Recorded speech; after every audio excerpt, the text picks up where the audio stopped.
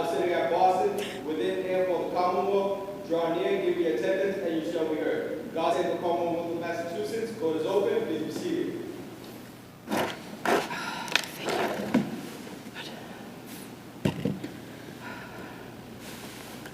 Good morning.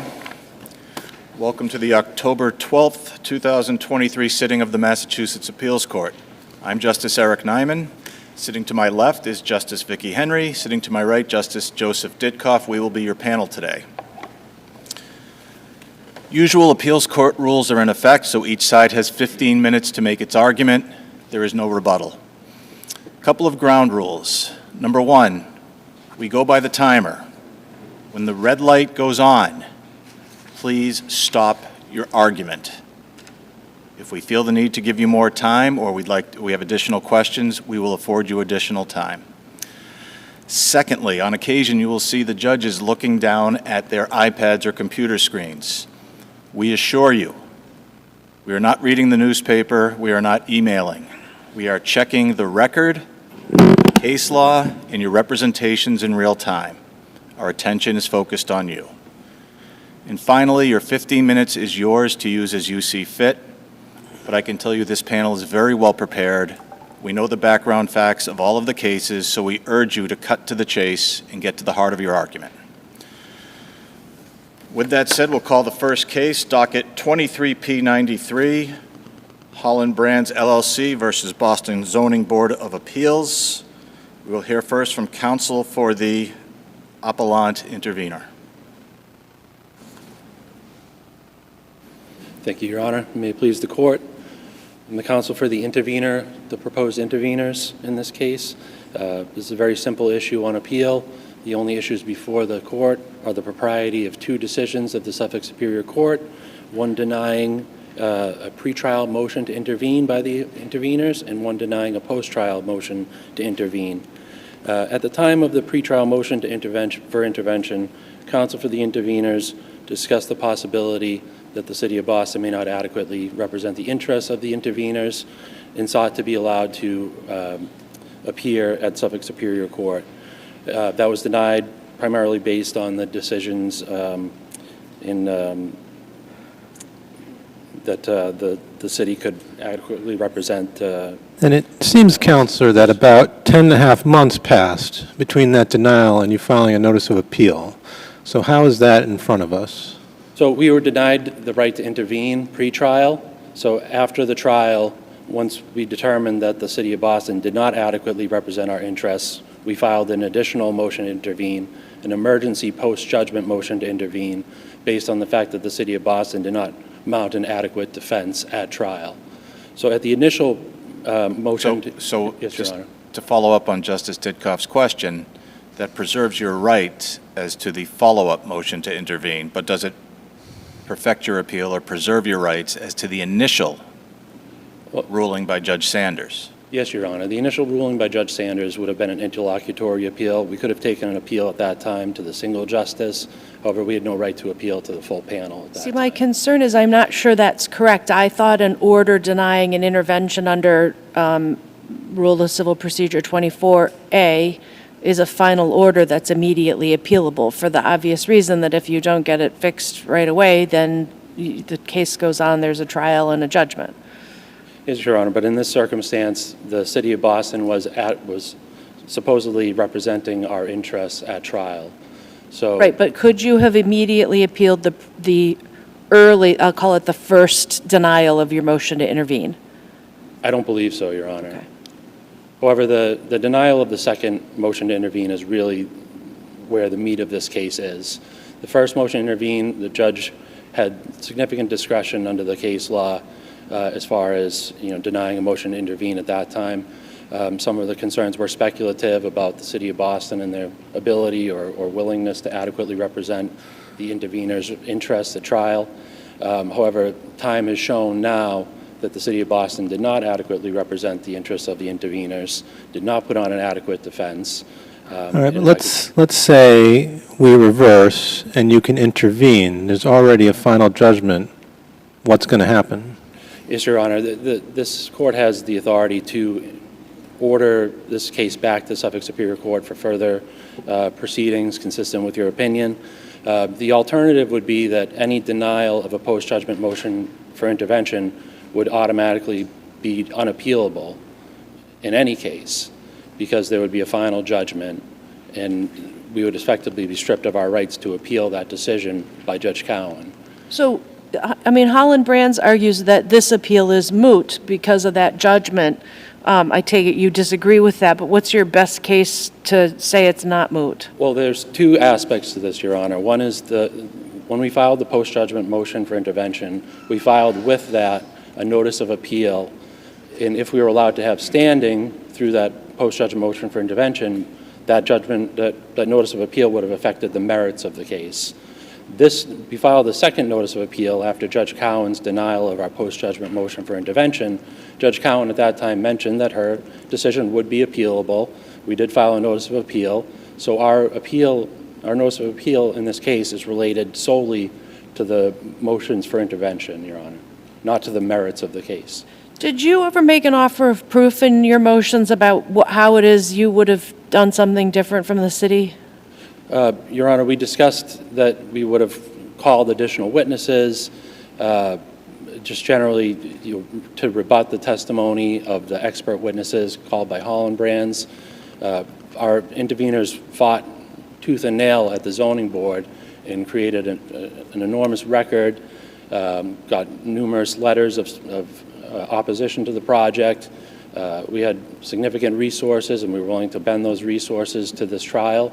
However, we were not allowed to do so. One of your... Well, go ahead. No, you go. Well, so Holland Brands argues you would have been limited in the evidence you could offer to the evidence that was before the board. Do you disagree with that? Yes, Your Honor, to the extent that we would have been allowed to call additional witnesses beyond the one single layperson witness that the City of Boston called. We would have called additional abutters. We also would have called expert witnesses specifically to rebut the testimony of the expert witnesses called by Holland Brands. So again, what's your best authority for that? That you could have offered more evidence than was before the board? Well, Your Honor, I'll give you it in Mr. McKenna's words. During his closing at the trial, he discusses, they could have put on a witness if they opposed. There's no competing evidence, anything that Mr. Carter said, to anything that Mr. Husseini said, to anything that Mr. Fine said, to anything that Mr. Karabulad said. They simply did not put on a case. So the Holland Brands did call several expert witnesses. We had no opportunity to rebut those witnesses. We could have called expert witnesses to challenge their conclusions. That's not adding additional facts to the record. That's rebutting the expert witness testimony. Did you make a proffer to Justice Cowan indicating that you had retained an expert and provide the substance of what that expert would purportedly have testified to? No, Your Honor. This was an emergency post-judgment motion for intervention. We were on a limited time clock here. We did not make any such proffer of the evidence that we would have added. Counsel, Rule 24C says that when you file a motion to intervene, you're supposed to attach the pleading you would file if you were allowed to intervene. And I didn't see anything on your first motion. And on your second motion, all I saw is arguably the notice of appeal. Am I missing something? No, Your Honor. The notice of appeal would have been the filing, the only filing we could have made at that time beyond the post-judgment motion for intervention. And what about the absence of an answer or anything for the first motion? As one of the reasons the judge denied your motion. Yes, Your Honor. I understand that. That was, there was no answer attached, but there was an answer later provided to the court and to counsel. I'm sorry, you provided an answer later? I believe so, Your Honor. I'm not 100% on that. Let me ask you this. After the permit's issued, why wasn't your remedy to file a 40A Section 17 appeal of the issuance of the permits, at which point you would get to put in all the evidence you wanted, assuming you could show standing? Your Honor, what happened at the Superior Court is that Judge Cowan stood in the shoes of the board and ordered the issuance of the permits. So the decision that should have been made by the board was actually made by Judge Cowan. She remanded with specific instructions to issue the permits. So our belief is that relief must be sought from the Suffolk Superior Court because that's where Judge Cowan made the decision on behalf of the board. So the pretrial motion to intervene was denied for reasons stated in the opposition. I don't see the opposition in the record. Is it in there? Holland Brands' opposition? No. Yeah, Holland Brands' opposition, because otherwise we don't know what the basis was for the ruling. Well, I've certainly seen Holland Brands' opposition. I'm not sure. Is it in the record? It should be in the record, Your Honor. I'm not sure why it would not be. Can someone at some point give me a page number for that, if you know what it is? Yes, Your Honor. Okay. But All right, well, so the Superior Court judge basically found that the board had no basis for denying the permit. Is there anything in the record that existed before the board that would give some basis for a decision to the contrary, that there was some evidence for denying the permit?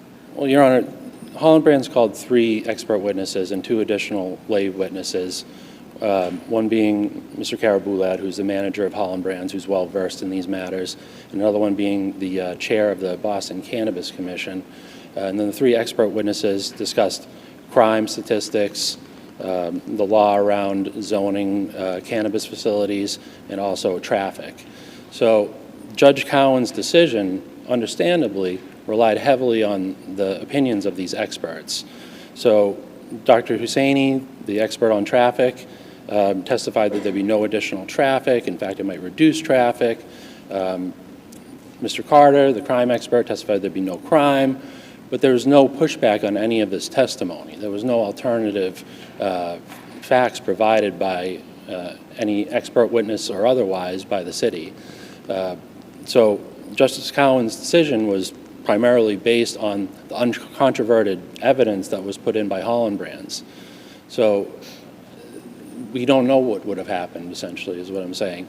The interveners were deprived of any right to have an adequate defense in this matter. Do you have any case that you can point us to where a judge was found to have abused her discretion in denying a post-judgment motion to intervene? Yes, Your Honor. In the Cotton Tree case. Do you have any published cases on point? Yes, Your Honor. I do have, they are in the brief.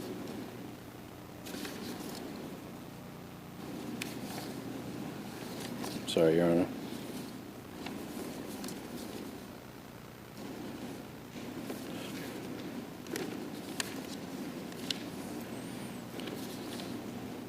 Of course.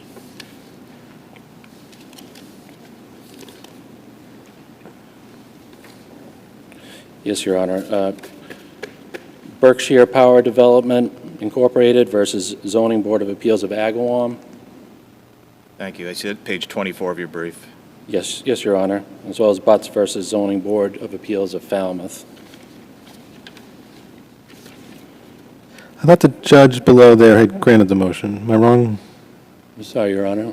I thought in Berkshire, the judge below had granted the motion to intervene after judgment. Am I mistaken?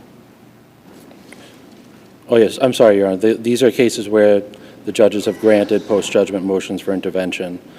So as far as reversing a denial of a post-judgment motion for intervention. Sorry, could you speak up? I can't hear you. All right. As far as reversing the denial of a post-judgment motion for intervention, Cotton Tree is the only case that we were able to locate.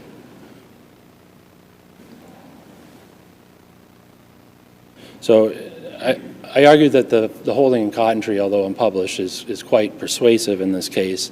And the reason is that if Judge Cowan had ordered this back to the zoning board for further proceedings, we would have been fine with that. You know, as we discussed at the pretrial motion for intervention, Judge Sanders and opposing counsel stated that, you know, worst case scenario, this gets remanded back to the zoning board and the interveners will have a seat at the table again. However, that's not what happened here. Judge Cowan reversed with specific instructions to grant the special permit. There's no further opportunity for us to challenge this in any way other than through this appeal. We've effectively cut out of the process, but to get to the heart of the matter, what the real issue here is whether or not the city put on an adequate defense. If the city put on an adequate defense, then we've been properly represented. So let's just assume that we find the first motion is not before us. But if we reverse in the second motion, you said your pleading is the notice of appeal. So what would you say on appeal So, of this ruling, so on appeal of this ruling, if you just got the second motion intervened? well, we're here now on that notice of appeal. No, I mean, but, so we say you should have been allowed to intervene. Your pleading is you're going to appeal the judgment. So then you'll be appealing Justice Cowan's judgment. Yes, Not Your the Honor. denial of the motion to intervene. If we, you'd be appealing it. What would you say in that appeal? Well, Your Honor, we'd also specifically like to file a motion for a new trial at that point. However, in that appeal, we would challenge the sufficiency of the evidence provided by Holland Brands. As you know, the city has declined to appeal, which is within their discretion to do so. However, we would like to appeal the merits of the claim as well.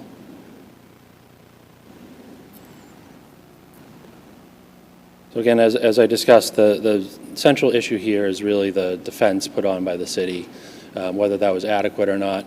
As we discussed, Holland Brands had 5 witnesses, 3 very impressive expert witnesses. The city called one single witness, a layperson, a butter, asked her several questions, barely touched the issue, and that was it. So were you monitoring the trial in real time? Yes, Your Honor. And was there any objection while the evidence was still coming in that the city was not doing an adequate job?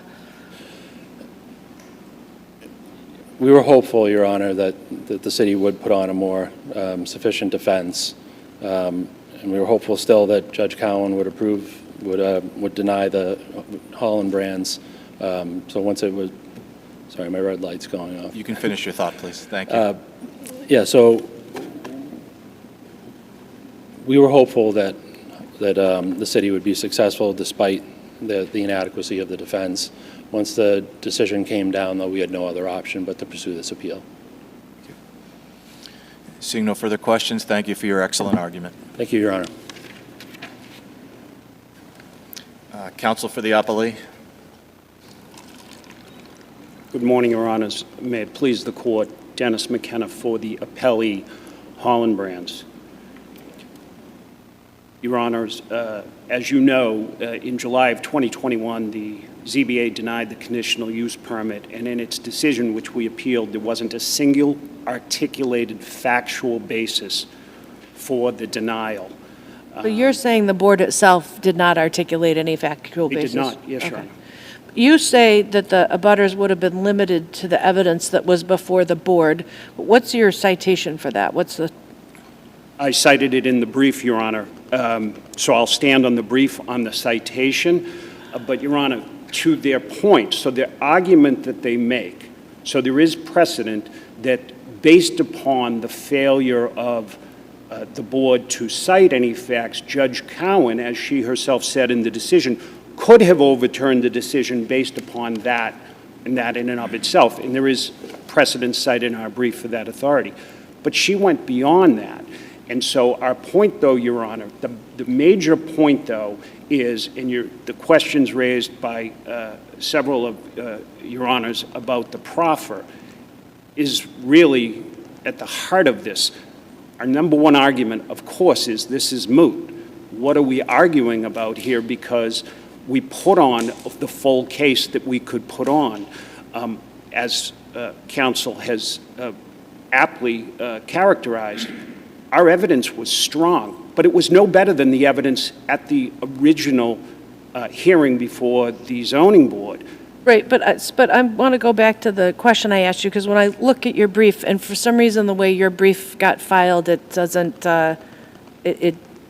we can't highlight it and mark it up the way we can other briefs, but, so I don't know if that affects my ability to search or not, but you say on page 13 of your brief that the court would have been within its authority to refuse to admit any additional new information, and you cite to a record appendix, page 89, but when I look at that page, I'm not, you say the judge ruled that, but when I look at it, I'm not understanding what language it is you're relying on. I mean, it does start on that page saying there was an absence of any explanation for the decision. Well, Your Honor, citing the Wendy's case on page 88, the court makes the correct determination Okay. that the factual findings are necessary to enable an informed judicial review, and the absence of such findings generate unreliable decisions. So it's Wendy's, also citing Van Buren and other cases cited within the Wendy's case, which is an SJC case, that support... Right, but that's saying they needed to make factual findings. That I understand. But you're saying that when you get to the Superior Court, no new evidence can come in, and I'm trying to understand the citation for that. I'm not saying no new evidence, Your Honor, but there is cases cited in our brief. If they offer different reasons, okay, then the court can find. It's not saying they couldn't offer reasons, but the court can then determine if the reasons at trial at Superior Court are different than that which was articulated in the decision. The court doesn't have to accept those and can find that the decision is legally untenable on zoning grounds and there was a pretext. And ultimately, that's what our case was from the beginning. There wasn't a basis to deny this from the beginning. There was just efforts at delay, and that's still what the interveners hope to achieve. The judge didn't make that finding, did she? Which finding, Your Honor? That this was a pretext. Well, the judge certainly made the finding that there were no, so what the judge did... There was no evidence, is what she said, to show otherwise, but she didn't make a finding of pretext. No, but the reason why we put on the expert, Mr. Fine, was to show that this same board granted many conditional use permits to inferior locations, locations that were in residential neighborhoods, locations that had no parking, locations not too far from this that are 5 times the size of this. We understand, I'm sorry to interrupt, but we understand the strength of your presentation and the strength of your case and the judge's findings that support that. But that's exactly the point that the proposed interveners are making. What they're saying is, we came in early in this case, timely, and we're told, no, we can't intervene at this time. It's early, it's speculative. And then when the decision turned and they said, okay, now let us intervene, they said, no, basically it's too late. No, I mean, there's a measure of persuasiveness to that argument, in my view, at least from an equitable perspective. Well, Your Honor, as we discussed with Judge Cowan, they actually did file a notice of appeal to the court's decision, the judgment. We moved to strike that, and at the same time of the post-trial denial to intervene, Judge Cowan struck their notice of appeal for lack of standing. So, on the first motion, the motion to intervene, and we still believe this appeal is moot, but you understand that argument, so I'm not going to belabor the point on that. Getting to their arguments, though, pre-trial... Well, no, I don't understand how it could possibly be moot. If they should have been allowed to intervene the first time and it's in front of us, the process will have to be done over. If they get to intervene the second time, they'd finally have standing to pursue the appeal. So why would it be moot? Because the judgment overturning the decision went final more than a year ago. But it wouldn't be fine. They filed the notice of appeal untimely. It was struck because they hadn't been allowed to intervene. If it was improper to deny intervention, they'd be allowed to pursue that notice of appeal. But they didn't appeal the strike of their notice of appeal. They only appealed the efforts to intervene in the case. There was no appeal of the judge's decision to strike their notice of appeal. That is not subject to this appeal. But it struck because they hadn't been allowed to intervene and thus weren't parties. If we reverse that, then that striking was erroneous, right? Well, I can't speak to what that would be, but it doesn't allow them to challenge a final judgment that went final more than a year ago. So now back to the pre-trial motion to intervene. They were not an aggrieved party then. They weren't allowed to intervene because the interests were adequately represented. And so when there were discussions at that time, And the Cotton Tree case is a perfect case, as long as Berkshire is as well. They don't support the intervener's case, because in those cases, something happened. The city didn't defend its So decision. something did happen here. It seems to me that Justice Cowan, the gist of her denial is that it's not timely because nothing happened, nothing changed before the first motion. But at the first motion, you told Judge Sanders that the most that could happen is it could be remanded to the board to issue a new permit, which of course they'd have a Section 17 right to challenge. And then suddenly, the permits are issued directly. Why isn't that a very significant change in what happened? Because that wasn't the discussion before Judge Sanders. The discussion before Judge Sanders was a seat at the table, because their argument was, what if the city settles it? And she said, we'll cross that bridge when we come to it. And I said, if there was a remand, then they would have a seat at the table. But there was always the possibility that if our evidence was very strong, the decision would be overturned with no remand, and that was our argument. The reason why there was no turn in this case is, unlike the Cotton Tree case. This is an Enabling Act case.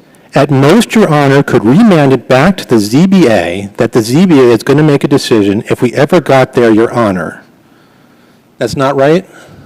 Well, Your Honor, I'd have to see the specific page, but the discussion was about a change in circumstance. And this is an enabling case, and it was remanded back to the board with the instructions for them to issue the decision. So is it your view that they could have filed a Section 17 appeal at that point? My belief, though, Your Honor, is they could have appealed like we appealed the decision. They could have tried to do that at the outset. They didn't do that. What's the outset here? At the outset, July of 2021. The reason why they weren't allowed to intervene is they got what they wanted. The city denied it. The witness testified. Let me try again. Justice Cowan orders the permits to issue. Yeah. You say that's a remand to the board to order the permits to issue. I didn't see it on the judgment, but let's say that's true. Then at that point, can they file a Rule 17 appeal of that permit that the board, you say, has issued? Well, I guess, I don't know the answer to that question, Your Honor.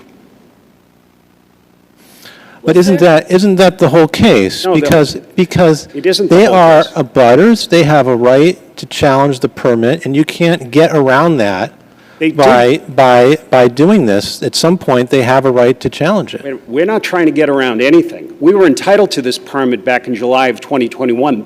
As Justice Neyman said, there is no proffer. This theoretical expert doesn't exist. There's been no proffer. The abutters did testify. Ms. Maloney testified. The exact thing that they're saying in their brief is the exact thing that she testified. We don't mind that there's a sea of transformers across the street from our house. We don't mind that this building is dilapidated, overgrown. We acknowledge all the commercial uses that we see, but this is going to be a change. This is going to be a supermarket-style cannabis store, and the neighborhood's going to be overrun. That's what she said. But as Judge Cowan correctly pointed out on page 90 of the record appendix, Right, this applies in this case. that's fascinating, but I don't know what the interveners would have said if they'd been allowed to intervene. Well, they have to tell you that, Your Honor. Well, that's my question. You state that the proposed interveners offered no evidence by way of proffer. Yes. Where is the legal requirement that they do so? It's based in, Your Honor, if What all legal appeals authority, are... sorry to interrupt you, but what legal authority is there to support that proposition that you make, that they are required to make a proffer of evidence?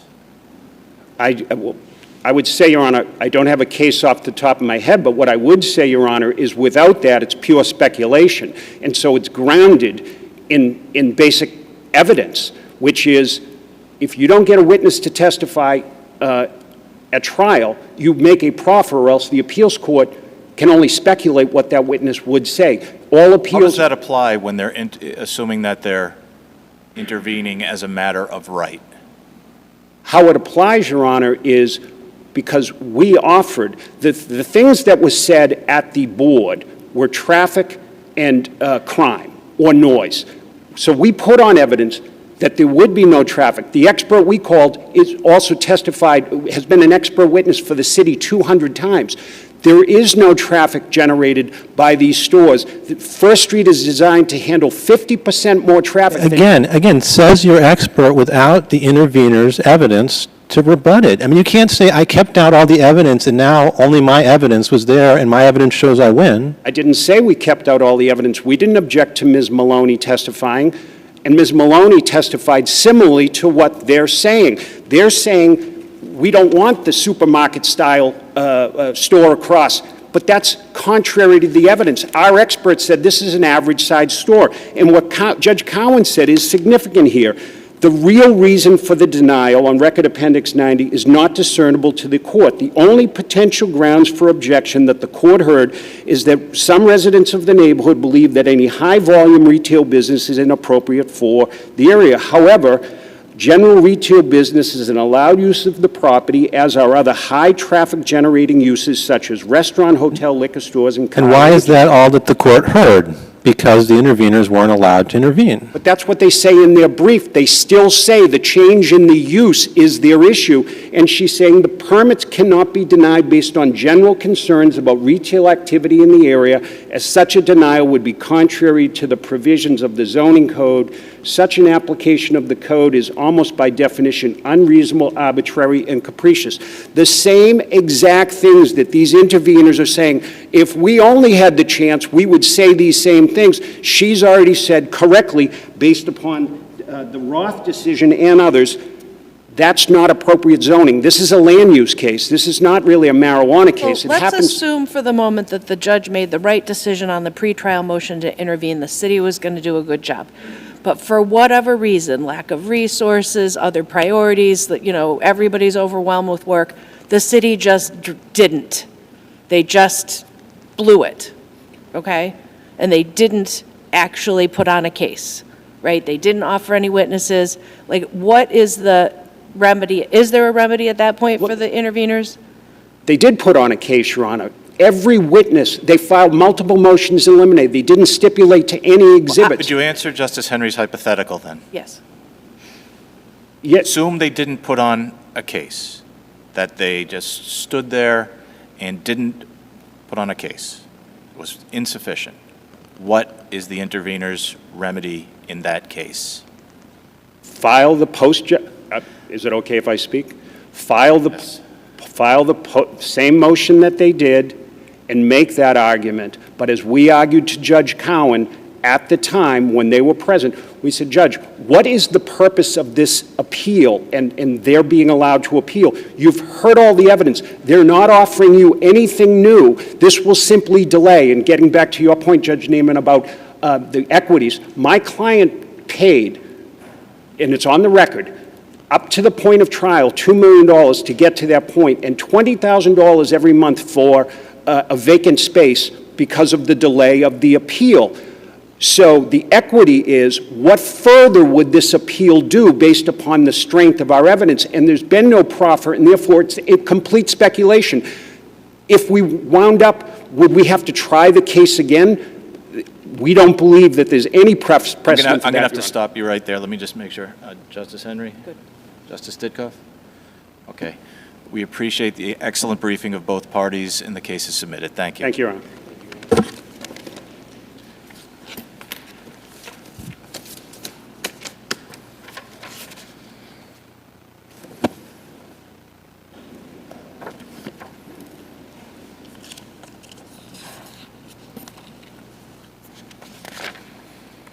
Calling docket 23P58, Palaza versus Board of Review.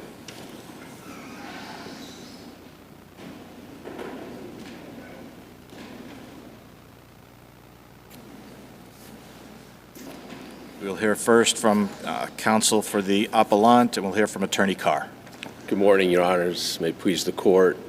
Peter Carr, representing Dennis Palaza. Your Honors, this is a case involving the misapplication of the law, perhaps a misunderstanding of pandemic unemployment assistance benefits, it's not a credibility case. The hearing officer, in the hearing findings, when inquiring of Mr. Palaza, said, "What did you do after this job offer was rescinded?" That's not a finding. She's just going through his story and asking him questions. So that's not fruitful. But assuming we agree with you that this is not a credibility case, that it's enough for him to self-certify and provide documentation, why is the documentation, the affidavit from the alleged employer, sufficient? It doesn't say he had a job and we withdrew it. He just said we're not hiring. Right. Mr. Palaza testified that he went to an interview on the specific date, identified the date. He provided evidence that somebody drove him to that interview. He provided testimony that he had a job offer to come on the day of the 16th, and he was not able to show up at work that day. I concede. That doesn't sound like documentation. Documentation is not required. There's no requirement, Your Honor, there's no requirement in the statute or the regulation or the Department of Labor letter. The statute says a covered individual is a person who provides self-certification and provides a documentation to substantiate employment or self-employment or the planned commencement of employment. He provided his affidavit. He provided the affidavit of somebody who drove him there. He provided the affidavit of the owner saying that he, in fact, interviewed Mr. Palaza. It doesn't say only documentation. It says self-certification. And the regulations also that the department relies upon in its own addendum, the letter by the... You interpret provides documentation as, you interpret provides documentation as provides more self-certification? Is that, his own certification is the documentation? His testimony compiled with the documents he provided, the affidavits that he provided, is documentation in addition to testimony. There's nothing in the statute that says it's only documentation. And in fact, the Commonwealth at the hearing before the district court conceded, it's at page 86 of the appendix, counsel said that Mr. Palaza met the standard of providing documentation. He said that in the record. So when we look at Appendix 63, yes, this is the affidavit from the alleged employer, Hub and Construction. Does this standing alone provide documentation of an employment offer that was withdrawn? It does not say, Your Honor, that he was given an offer and withdrawn. I'd never made that argument. Okay. But the statute doesn't say that that's the only documentation. That means then Your Honors would have to, then the hearing officer would have to have ignored all the other evidence, and that's a violation of the substantial evidence standard under 30A. So basically, you're telling... What he's arguing, which is on page 17 of his brief, and he's quoting, it's a carryover to page 18, that you have to provide documentation to substantiate employment or self-employment. So you're saying it's enough if the documentation is from him, that it's his, further, basically, testimony, that's enough? So the way I read the statute, which is the federal statute supplemented by the Department of Labor letter, which is relied upon by the Commonwealth as well, talks about what does an individual have to provide to show eligibility for benefits. The statute talks about documentation. Mr. Palaza provided documentation. He provided the affidavit. He provided the application. He signed the application. He submitted that documentation. The Department of Labor... When you say the affidavit, you mean his own affidavit? His affidavit, the person who drove him to the affidavit, the employer's affidavit. This was not a case, Your Honor, where you have the person who was supposedly the employer sign an affidavit saying, I never met Mr. Palaza, I have no idea who he is, I never offered him a job, I don't even run a construction company. That would have been contrary evidence. Mr. Grotto signed an affidavit confirming that, in fact, Mr. Palaza went there, applied for a job. Mr. Palaza filled in the details with his testimony, which is sufficient, not only under the statute, because he provided documentation to submit the benefits, he followed the rules established by the state of what he had to submit to apply for benefits, Your Honor, if I may finish that point. And then the Department of Labor has said specifically in its letter that it gave to the states on how to implement this program, this federal program, self-certification is sufficient. And the Commonwealth recognizes that. So Mr. Palaza did two things, as counsel conceded before the Hingham District Court. He provided documentation, and he provided the certification. Is your position that any documentation or testimony that is provided cannot be tested? I didn't say that at all. I asked if that is your position. My position is not that it cannot be tested at all. My position is that the federal government has said you have to give due deference to individuals who are self-represented, who are not involved with counsel. You have to give deference to their statements and their certifications, and that's what the federal government has said. Now, the Commonwealth had the ability to then challenge that, and they did not challenge that. They could have brought in evidence to say that Mr. Palaza's certification was false. Well, let me ask you this. You're relying on the federal guidance letter in part, correct? In part, I am, Your Honor. And you cite to the page that states, quote, because eligibility is based on self-certification, no further fact-finding is involved. That's what the department has said. But the next sentence says, quote, additionally, states are required to take reasonable and customary precautions to deter and detect fraud, end quote. Yes, sir. So wouldn't that basically include putting those representations to the test and requiring hearing examiners to determine whether or not it's credible? I absolutely agree. I agree that the state has the ability and the obligation under the federal regime, if they believe that there's a certification that's not accurate, to test that certification. If they have a concern about a fraudulent certification, I absolutely agree that the state has the ability. Isn't that what happened here? The examiner believes your client is lying. That's not a basis to not believe my client. What's the basis? I see nothing in the record evidence to suggest that anything that Mr. Palaza said was not accurate. The examiner, you know, the examiner, why can't you consider the fact that he has this story about being offered a job and the employer doesn't back it up? And that's a violation of federal law. It's a violation of 30A. What's a violation of federal law in 30A? 30A, first of all, it's what you said that's a violation, but I don't know what that is.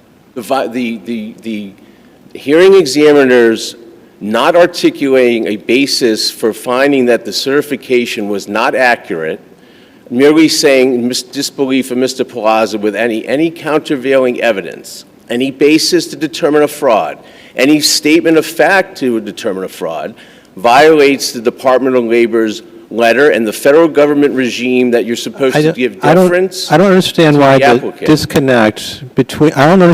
disconnect between your client's affidavit and testimony and what the employer says isn't a basis to disbelieve him. Well, there's nothing that contradicts what Mr. Palaza says in the affidavit.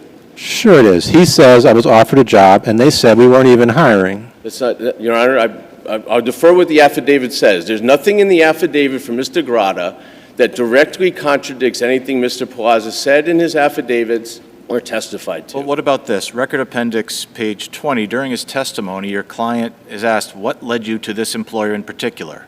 His answer, just traveling. I just happened to see a construction company, which is what I've been trained in, and I stopped and entered. Sure.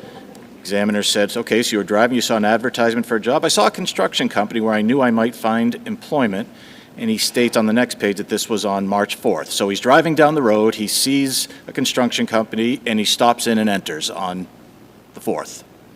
We then have an affidavit that he submits from another individual who avers that he or she drove him on May 4th to an interview.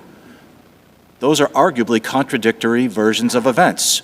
Why can't the hearing examiner say, there's an internal contradiction, I don't credit his story? I don't disagree with that argument, Your Honor, from this perspective. Well, you just said there's no evidence that anything he said could be false or lacking in credibility. How about the contradiction between the affidavit and his story of just driving along the road, seeing a sign for a construction company, going in and entering and interviewing, versus someone saying, oh no, I drove him for his interview? Because I think later on in his testimony he clarifies that in fact he appeared on March 4th for the interview. She asked him specifically, I think, how did you find out about the job? He said, I was driving along, I saw a sign.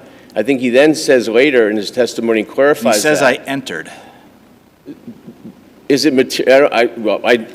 Your Honor, I guess you could find, I'm not sure that's material as to whether or I'm not. making findings. Right, I don't think it's material how he got there. He applied, he got an offer, and he couldn't go because of the pandemic. In fact, if you look at the examiner's decision, the real basis for the decision that it wasn't acceptable evidence was that the affidavits weren't notarized. And even counsel No, at he the said, Hingham Court said that. most importantly, the company officer did not say they offered the claimant a position, or that an offer was withdrawn due to the COVID-19 health emergency. That was what was most important to the examiner. I disagree with that, Your That's Honor. what he said. He literally said, most importantly. But, so now we have the hearing officer finding that Mr. Palaza didn't go to get a job offer because the person who owned the company didn't put in the affidavit, I didn't give him a job offer. But the other evidence, you'd have to ignore all the other evidence. And the other evidence is his own testimony. And the testimony of the person who drove him there on March 4th. And if the Department of Labor wanted more hefty information, they would have said that in the regulations. It wasn't up to the hearing examiner to say that Mr. Palaza didn't have any work beforehand. Clearly, from my reading of the record in part, Mr. Palaza had a criminal history. He didn't work before. Under regular unemployment, you have to have a history of working. He didn't have that. Okay, even the judge in the district court made those observations, and counsel for the department was kind enough to make that clear that that was not required. The Commonwealth admitted at the hearing, at page 86 of the appendix, that Mr. Palaza, in fact, complied with all the requirements of the statute and the requirements of the federal law, but that the hearing officer merely made a determination of credibility. And that is not enough under this regime to preclude the benefits that the government has said people self-certify. If there's So fraud, I agree. can you If there are explain to me inconsistencies, perhaps. this concession by Mr. Cronin?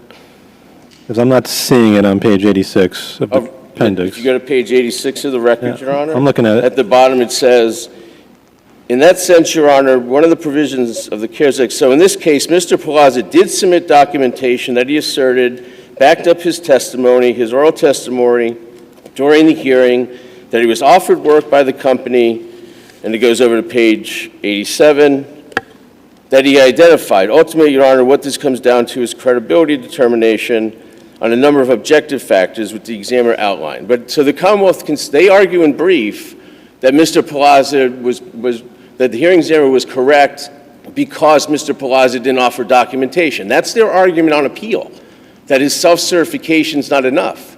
That's not accurate. He did provide documentation. So the argument now on appeal by the Commonwealth is that it was okay to deny the benefits because he didn't provide documentation. But they admitted below that he did provide documentation. Documentation that he asserted backed up his testimony. So I'm not sure what other documentation, if I'm seeking... How about unemployment- documentation that actually backs up the So requirements? when I apply for unemployment benefits, even in the Commonwealth of Massachusetts, not PUA, I provide the documentation to the department. I provide the application. I provide the documentation. It doesn't come from an employer. They go later and check employer for regular unemployment on what the earnings history is, but I provide the documentation. I provide the certification. All right, so time's running short. The Yes. agency basically argues your client waives this argument that he just needed to self-certify before the agency. Why is the argument not waived? Because that's the law. You can't waive the law.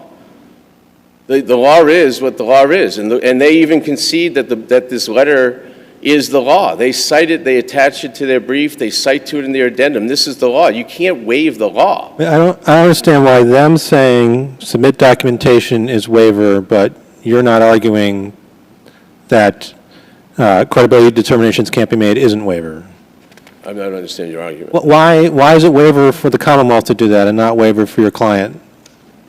I don't understand. The You're telling argument me, is you're that telling me we- the Commonwealth is waived by not saying this wasn't proper documentation, but your client can't waive the claim that credibility findings can't be made. I didn't say they waived it. I said they didn't argue below the lack of documentation. Time is up, but you can answer the question. I didn't say they waived it, Your Honor. I said they did not argue below that the reason for the basis of the proper denial was lack of documentation. That's what they argued here. Okay, but that's not waiver, not arguing below? The Commonwealth didn't waive it by not arguing below? Is that what you're telling us? Did not waive it? They made a different argument below, Your Honor. Than And that matters why?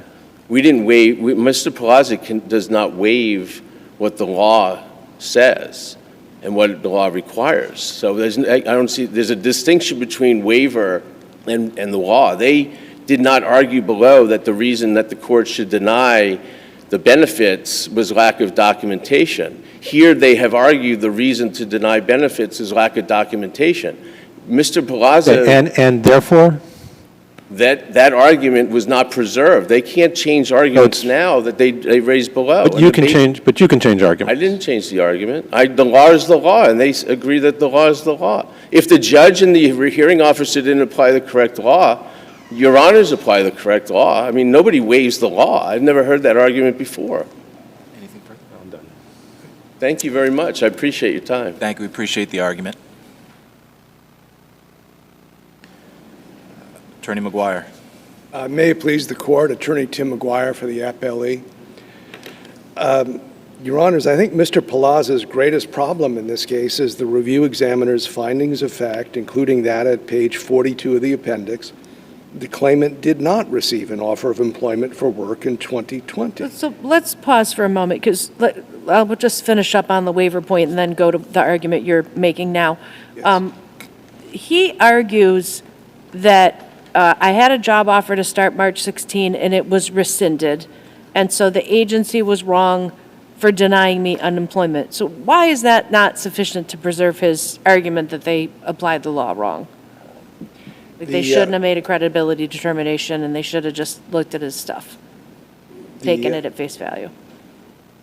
I'm suggesting that I'm not sure what you were looking at in the record, Judge, but if you look at the transcripts, this was not an issue that was raised either before the agency or at the district court level. Well, let's just assume for the moment that his affidavit from the employer was a little crisper and that it said, we had offered him a job, but the pandemic happened, so we rescinded it. And at that point, would that, under the standards of this statute, where they were trying to pump money out into the economy, you know, got to all remember how dire it was back in March 2020, would that have been enough? Could the hearing officer at that point said, no, this isn't good enough? I would say no, based on the regulations, Your Honor. I would point to 20 CFR 625.9A1 that provides that the DUA is to make an initial eligibility determination. The program letter in this case is being read to be at odds with that regulation. That's one of my concerns with that argument. I know of no authority for the idea that a policy or a program letter should be given any deference at all by this court, nor is there any such authority within the briefing from the claimant. So I would say that if there is a conflict between the regulation and the program letter, the regulation clearly wins. Additionally, the CARES Act and its regs make clear that all levels of appeal of PUA decisions shall be handled in the same way as an appeal of regular unemployment benefit decisions. That's actually in the statute, Title 15, 9021, C5B, Roman 2. And finally, Regulation 20 CFR 625.9A, that the state has the same right to undertake reconsideration of a determination just as it would with regular unemployment comp. So what I'm suggesting that means is that even if the argument on the program letter meant that they should initially have awarded him benefits, it doesn't apply to a reconsideration. They're certainly entitled to do that. They did so at the review examiner level and at the Board of Review level. And the program letter would be of no effect there whatsoever. So I don't think that argument works. Does the statute define the term self-certify? Only only in the sense that it does require documentation to be produced both initially with the application or when requested by state unemployment.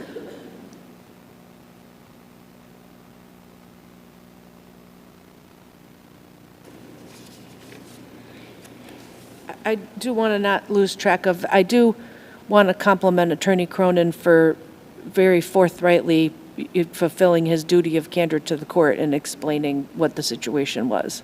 Yeah, Attorney Cronin's a true professional. It's been a pleasure to work with him. Yeah. That comes through on the transcript. Mr. Palaza's greatest problem, I still am suggesting, since the regulations suggest that DUA is not a rubber stamp for an application, that they are to make the initial eligibility determination, and that's the phrasing used, that they aren't a rubber stamp. And because of that, we get to the findings of fact, which I think are the claimant's greatest problem in the case. Express finding that the claimant wasn't offered employment for work in 2020, and the review examiner clearly did not believe the applicant's testimony or exhibits, writing at page 42. The claimant did not show any documentation that he received an offer of employment which was withdrawn for reasons due to the pandemic health emergency. The claimant showed a generalized... What do you say to your friend's argument that his own affidavit is documentation?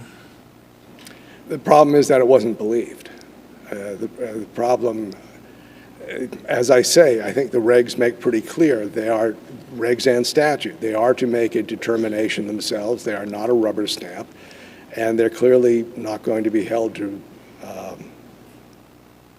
rubber stamp something where they simply don't believe it. And that at page 42, where she writes that the generalized affidavit stated that he applied for a job, but that the company is not taking on new employees. And the review examiner noted at 62 and 63 of the record appendix why she doesn't believe the affidavits. Neither had details as to pay, hours, and responsibilities. She's also troubled by the lack of notarization that the affidavit... I'm troubled, though, by her criticism of the lack of notarization. This was sort of an extraordinary time.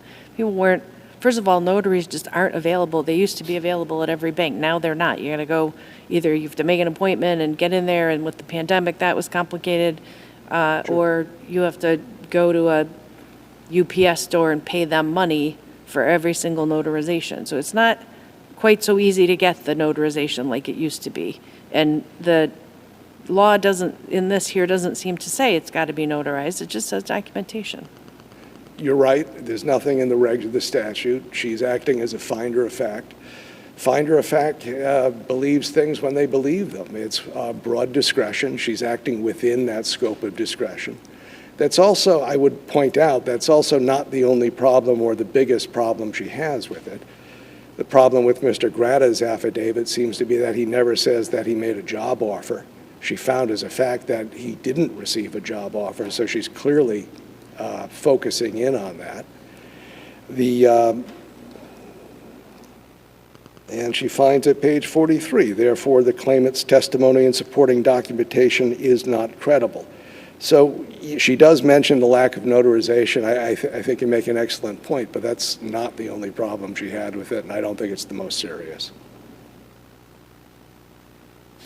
And my understanding is that by the time the review board had it, it had been notarized. Is that correct? Maybe I Sorry, I can't remember that off the top of my head, Justice.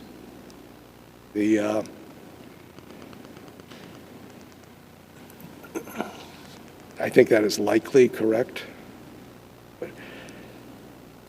But here, having considered the evidence and assessed the claimant's live testimony, the review examiner acted within her discretion in concluding claimant's claim of receiving a job offer was not credible, and that finding precludes an award of PUA benefits. If this affidavit had actually said specifically, we offered him a job and because of the pandemic, we rescinded it, could the hearing examiner at that point have still said, I don't find this credible? I think, well, in fairness to the review examiner, I think that would have addressed one of her concerns. But as a finder of fact, I think I think just as a matter of law, finders of fact have the discretion to hear someone's testimony, an affidavit or live testimony from a witness, and say, I don't know, I just don't buy it. I think we always have recognized finders of fact have that discretion. So I would say that may not have saved the day. What I'm struggling with then is that there is this statutory language that says self-certify. So one interpretation would be to say they pass a law that doesn't make sense because they say self-certify and provide documentation. Those two don't really go together unless it's self-certify and provide documentation and we can't question it. Then maybe that makes sense. I've been trying to make sense out of that, and there is, I think, something of a conflict there. I think the best that I have managed to do, for what it's worth, is I think perhaps the program letter was intended to control the very initial decision by DUA, and that the regulations that talk about their ability to reconsider indicates that it's to apply only in the initial application. And I guess what I would point out is that what you get in front of you is the notice of appeal from a judgment of the Hingham District Court, obviously findings of fact as made by the review examiner, as adopted by the Board of Review. But so if you do read the program letter in the way that I'm suggesting, that seems to reduce that conflict, then it really doesn't matter to the Board of Review level, so that it would not make a difference in this case.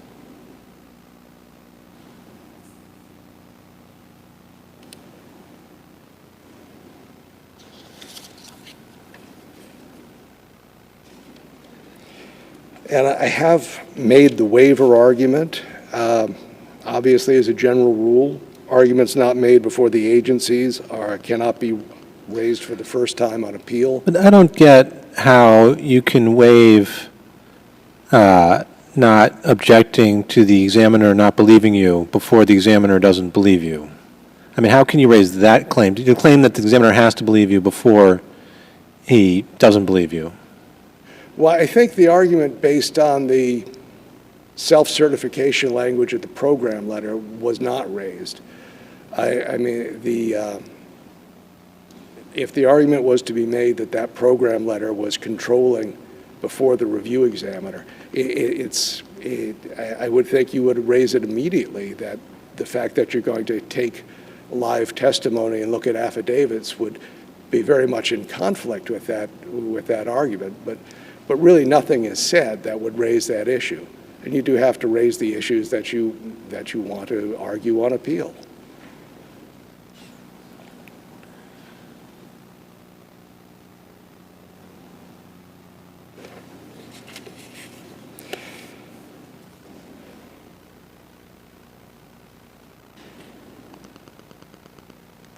So in wrapping up, Your Honors, I'd say that the program letter argument very much is in conflict with the regs that provide, and this, if I hadn't said it before, is 20 CFR 625.9A1, that it is DUA's responsibility to make an initial eligibility determination. If you take the claimant's argument, then that reads that regulation into a dead letter. And I don't think that can be done. Seeing no further questions, thank you both very much for your helpful arguments, and the case is submitted. Thank you.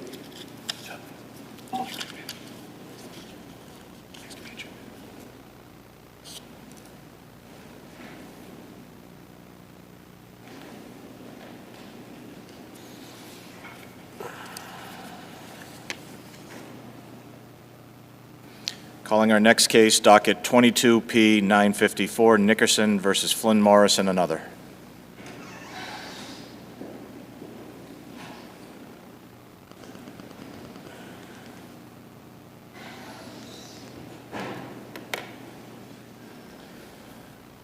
We will hear first from counsel for the appellant. Good morning. Good morning. Justice Neyman's request that the parties cut to the chase registered, as did the preparedness of the panel in the two earlier arguments. In context and by way of review, Ms. Nickerson is a mentally ill former banquet chef who was bit by a dog. During the opening argument, the appellee conceded ownership, transcript 243. So counsel, the defendant argues that even if there should have been a directed verdict, it's of no moment because the jury found liability on the part of their client. And so then really the issue was damages. That's great in theory, but when you're in the actual trial court and you have regular people who are exposed and contaminated to all sorts of battering and bashing and extraneous arguments, that doesn't fly. It just doesn't work. I cited to the contamination and argued it on page 21 of the opening brief. I mean, that's a legal argument. It's the same thing that we heard in law school. It's the same thing that people everywhere know. Once the cat's out of the bag, once there are other extraneous arguments out there, you just can't wipe it out. So These what were was regular people sitting there. What, was her mental illness the cat that got out of the bag? No, the mental illness did have an effect. I did bring it to the judge's attention over and over. She didn't show up the last day for the reason that I had my driver take her for a ride to Maine, because on the way she suggested that she wanted to talk to the judge, and that's on the record also, and get up there. But that's had nothing to do with it. During the trial while she was there, she was well behaved, and during the trial she testified, as I cited to the record. She did her duty. She testified clearly that her habit was to walk with an elderly gentleman who lived in her apartment complex to the park every day. We understand that. What I'm trying to really get at is what specifically was the contamination? Oh, so the contamination included the fact that the dog escaped from the leash, which shouldn't have made any difference. The laws and the statute make no difference of that. And it was just over and over the fact that she was mentally ill, that she swore and cursed at the defendant, and that all sorts of incidents that occurred during the dog bite, including that she separated the dogs. Separation of the dogs, according to the Mass Trial Court, which isn't binding on you, but is also by inference in the Malchinoff case at the Supreme Court, so this doesn't make any difference. You can separate dogs. It has to be that you're trying to antagonize or torment or abuse either the dog or the owner of the dog. So that sort of extraneous evidence doesn't come in. Do you know how it was that the jury reached this damages figure? What was the basis in the record for very specifically $4,740.33? I've tried. Obviously, you know, when we have a result like this, as a lawyer, you're torn up, and you try to go backwards in time and figure out what happened. I can't. It's serendipity. I can't even give you a guess. I couldn't honestly sit here. There's not a hospital bill that's in that neighborhood. Not in any reasonable fashion that I could determine.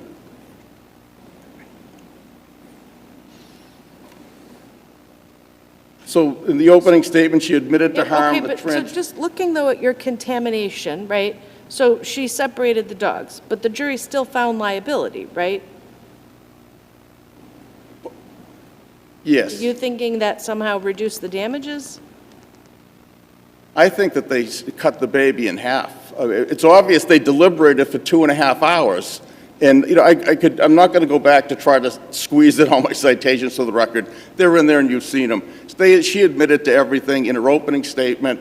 During the trial testimony, I was able to extract every element and every exclusion from the defendant. So how is it that they deliberated for 2.5 hours? I don't know. There was the evidence It could that have got been trying in. to calculate the damages number. I mean, I find it, I don't know how we would conclude that her admitting that she swore when she was bitten by a dog, that a jury would hold that against her. I think many people would swear just at the dog running loose, not even need the bite for that.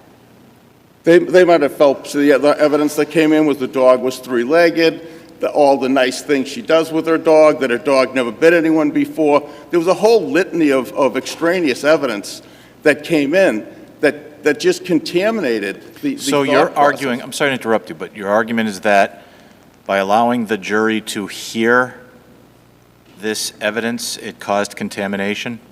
Yes, the whole argument is, But when you move for directed verdict, at the end of the case, that's presumably after the jury heard that evidence.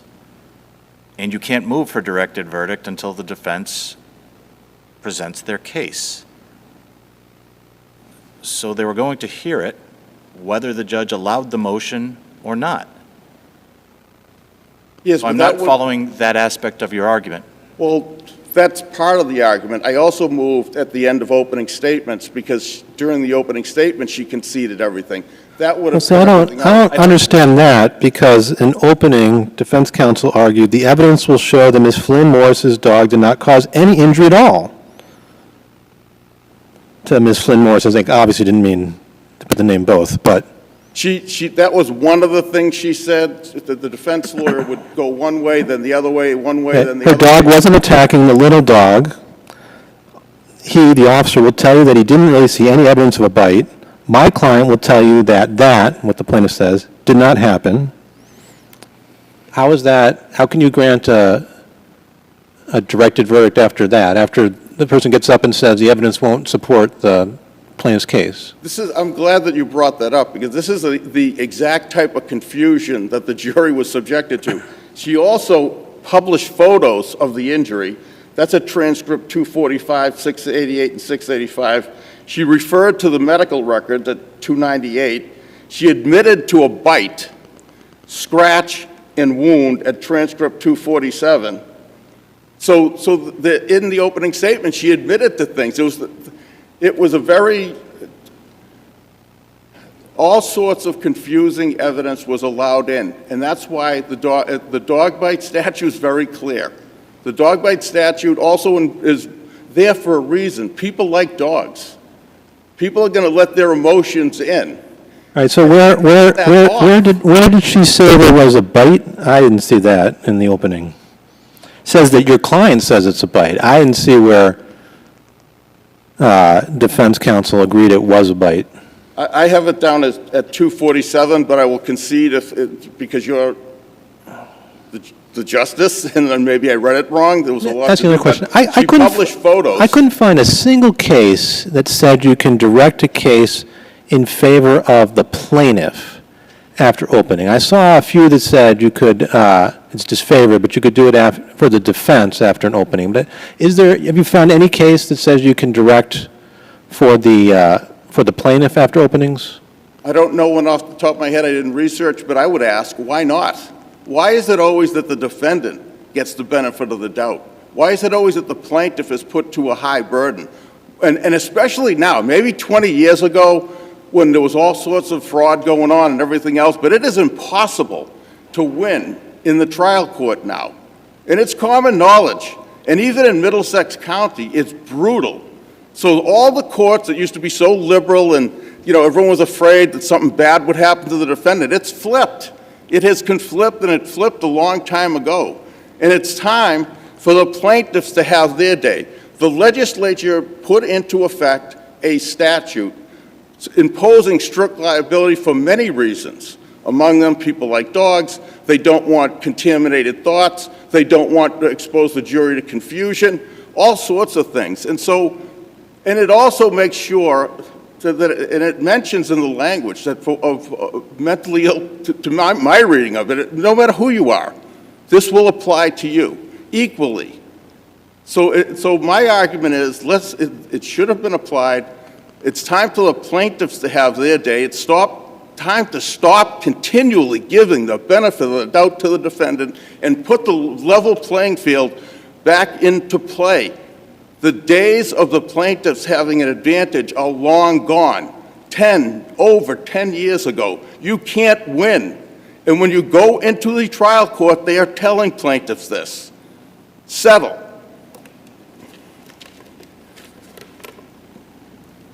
Thank you, Your Honor. Let me see if there's any further Unless you have questions. further questions. I could go through my record and list everything, but No, you have it in front of you, and there's no need for we that. appreciate your, but hang on, let me just see if anyone has further questions. No. Thank you very much, counsel.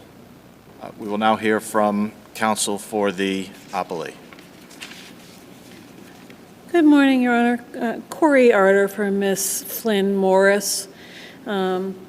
I think Justice Henry hit the nail on the head.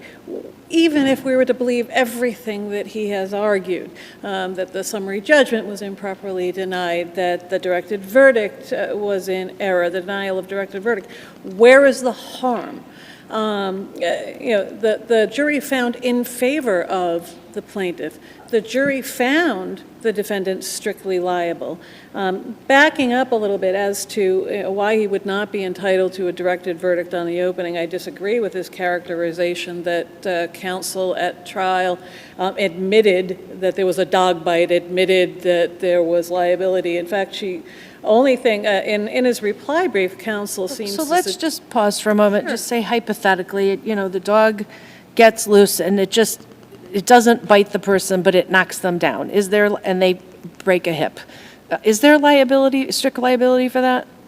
Absolutely, and there's a line of cases that say that the strict liability can be imposed if there is evidence that the dog caused the harm. Doesn't have to be a bite. The case law has progressed over the years. If she flips over the handle of the bench and goes to separate the dogs, and she's injured in some way, can there be strict liability for that? There can be. I would qualify that by saying that the line of cases that has emerged after 155 was promulgated or made into a strict liability section, O'Toole, Salisbury, Audette, have said, okay, great, this is strict liability, but it doesn't mean that the plaintiff is automatically entitled to a judgment as a matter of law. What it says is that if you prove the three elements, that this dog actually did the damage, that Caused, right? Not did, but caused. yeah, caused the damage, that the defendant was a keeper, and/or that the plaintiff was not tormenting and abusing. And I'll get to that for a moment, but with regard to the happening of the accident, you still have to put in evidence to prove that the damages were caused by this incident or the dog. It's not enough to create this slippery slope that, okay, we have this statute, therefore anytime anyone is damaged in any manner, when the dog is involved, the dog's running down the street, someone falls, they fall down, a week later they develop kidney disease. It's not any damage. It's got to be damage caused by the dog. And the statute is clear, and O'Toole is clear, that even in dog bite cases, if there's any conflicting evidence whatsoever as to whether or not the dog did harm, it's got to go to the jury. But what about his contamination argument? Because, just looking at the first couple of pages of the defendant's opening, we've really made your client sympathetic here. She works 2 jobs. She's full-time caring for her elderly mother. She's been up all night, overnight, and, she's taken the dog to the park. I'm a little concerned about the mental illness that the plaintiff had. Why? Yeah. 2 separate things. One, obviously, given that, as I mentioned, the strict liability statute does not just automatically give you a judgment as a matter of law. Counsel at trial has to represent her client zealously. Regardless of the fact that it's a strict liability case, there's still things that the plaintiff needs to prove at trial. They need to prove, as I mentioned, the 3 elements. Yeah. In order to do that, the parties have to testify. The opening statements, which obviously are not evidence, are to give a preview of what is going to be shown at the time of trial. What's going to be shown at the time of trial is these witnesses are going to get on the stand. They're going to be introduced. There's going to be evidence as to this. I know, but why is it in any way relevant that the alleged aggressor dog has 3 legs. I mean, that definitely gives him a sympathy factor that perhaps he's not entitled to. Well, it certainly is an interesting component of the Yes. case. I don't know that it would give them sympathy. I think they're probably, this dog is great. This dog ran pretty fast with those 3 legs. I don't think that it was, and I can't say whether it was done for sympathy. I honestly don't think it was. It was the facts. It's what you're going to hear. You're going to hear testimony that on this date, this is what occurred. It was an opening statement. It's a preview of what was going to be heard at trial. With regard to the contamination, that same testimony is going to come in regardless of whether this case went forward on damages. I mean, there's got to be evidence. Why is it relevant that she has a mental illness challenges? And again, my understanding and my reading of the record is this is not something that was brought up by the defendant to call into question the mental illness.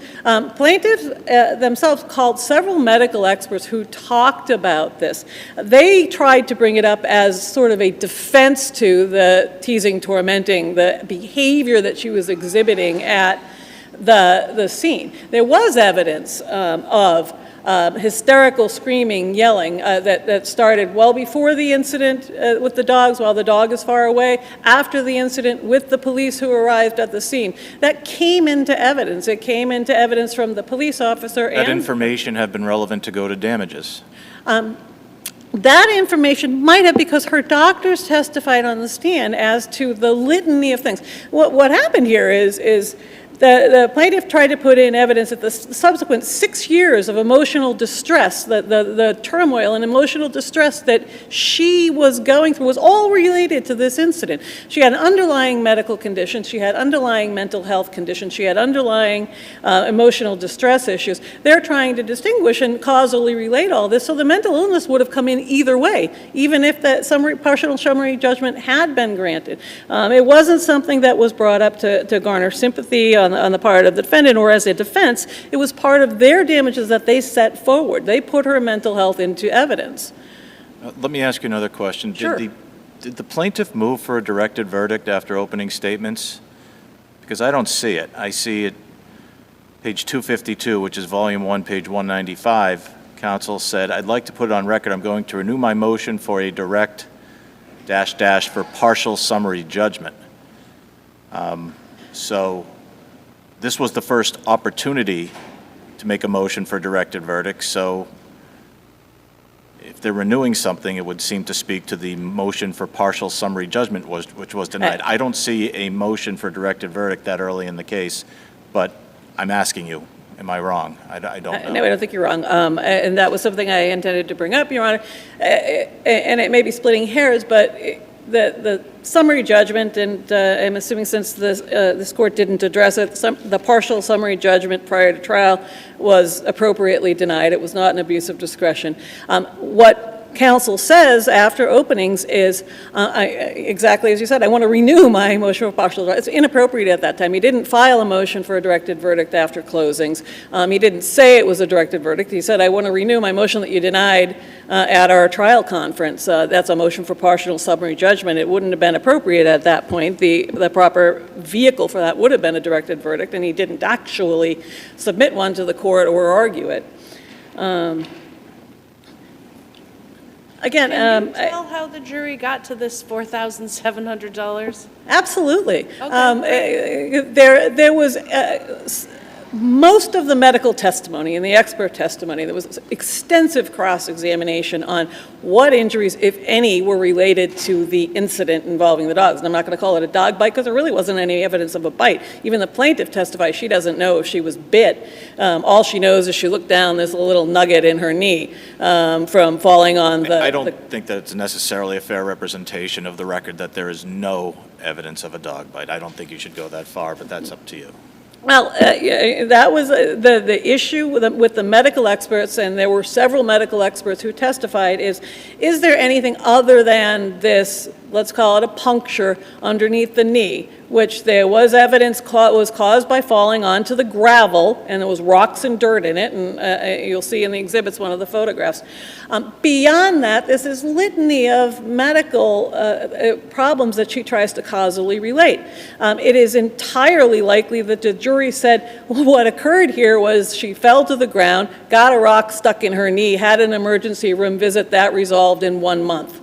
Emergency room, the medical records for the emergency room were $1,000 and change. I don't know the exact change, but it is certainly conceivable that the jury was not contaminated, that they didn't just come up with this because they were so confused because they had to check off the box as to whether there was strict liability. They examined all the damages. They believed the testimony of the doctors who testified that for the defense, and that the only thing related to this was that one emergency room visit, the nugget of rock in the knee, and any pain and suffering she would have had. So it's entirely reasonable, and in fact more likely that that's how they came up with this, that they were not tainted or confused in any manner. So it's not as if they picked a number out of the blue.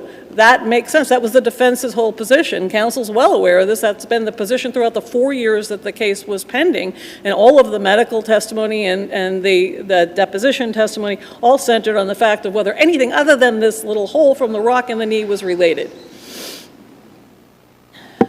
So it makes perfect sense how they came up with that figure. So how did they come up with it? If you take the emergency room visit and the bandage that was wrapped around the knee, for the hole in the knee, which allegedly came from the rock, and or, if you want to believe, a puncture wound, then there was a $1,000 medical bill from the emergency room. And by all accounts, that wound healed within a month. It makes sense that if you discounted everything else, and the jury is entitled to weigh the credibility of the witness, and they did, apparently in assessing damages, looking at all of the medical records and listening to the testimony, didn't buy that the 6 years of treatment for all of the other litany of medical conditions that she had. I get why it's not a big number, but why is it $4,730.43? As it would be speculation for counsel to say to you that he knows that they were tainted and they weren't paying attention, that's why they came. It would likewise be speculation for me to say to Your Honor that I know exactly how they came up with this number. I don't. I would imagine, and it's more likely than not, that they came up with by looking at the amount of the emergency room bill, which, I regret that I don't actually have in front of me, and adding 1 month until that wound was fully healed. But again, It looked like there was a follow-up visit to the primary care physician, and also that she at least mentioned the dog bite to a mental health professional in a separate visit. So that's 3 visits right there. Again, as it would be speculation on plaintiff's counsel's part to say that they were completely off base by coming up with this number because they discounted subsequent medical records, it would also be speculation on my part as to how they came up with the number. When you're asked if I could opine as to how I think they did, that would be why. Why was it relevant, or to what issue was it relevant that the plaintiff was taking, I'm not going to list them out, but there were 4 drugs that were specifically identified in the appellant's brief. Why did to treat her mental health issues, why did the jury need to know that? Well, the plaintiff put the mental health of the plaintiff in issue. It was part of their damages. However, going back to plaintiff's obligation under the strict liability dog bite statute, they have the duty to prove that the dog was not teased, tormented, or abused. One of the facts that came in through both the police officer, through my client, and through the plaintiff themselves is that she was wildly screaming, was inconsolable, was yelling, was screaming, appeared to be out of it. There was some testimony at trial as to her mental health in her condition at the time. But that evidence would have come in anyway because there was evidence put in about her mental health. It was an issue in the case. They were alleging ongoing mental health issues. I don't think that it was put in for any nefarious purpose or to taint the jury in any manner, and there's no evidence that it would have been out had there been directed verdict, or, which again, as Your Honor pointed out earlier, you don't get to the point of the directed verdict until after all of the evidence was in. All of their doctors were going to testify to her mental health condition. So again, I think even if you were to believe that there was some error on the directed verdict, there's no harm.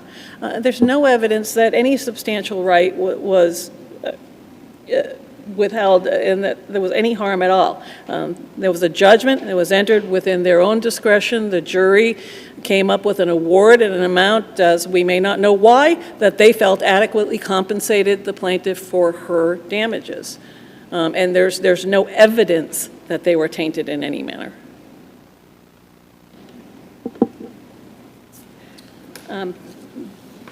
Beyond that, and with respect to the other arguments, I'll rely on the paper. I would say with regard to my argument under Rule 25 for costs, it was our position in looking at this memorandum that procedurally and based on the law that it was wholly without merit, that the appeal was without merit. I did put in an account, and for my first time in 33 years of adding account for costs. However, I did include it because we strongly felt that this was a completely frivolous appeal. There was just no basis for the appeal based on the record. Beyond that, unless Your Honors have any further questions, I'll rely on my papers. Seeing none. Thank you, Mo. Thank you both. We appreciate your arguments. The case is submitted. And we are going to take a 10-minute recess. We will reconvene at 11:10.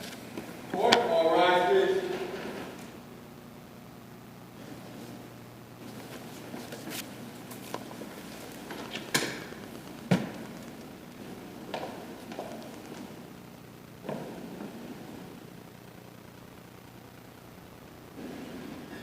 Court stands in recess.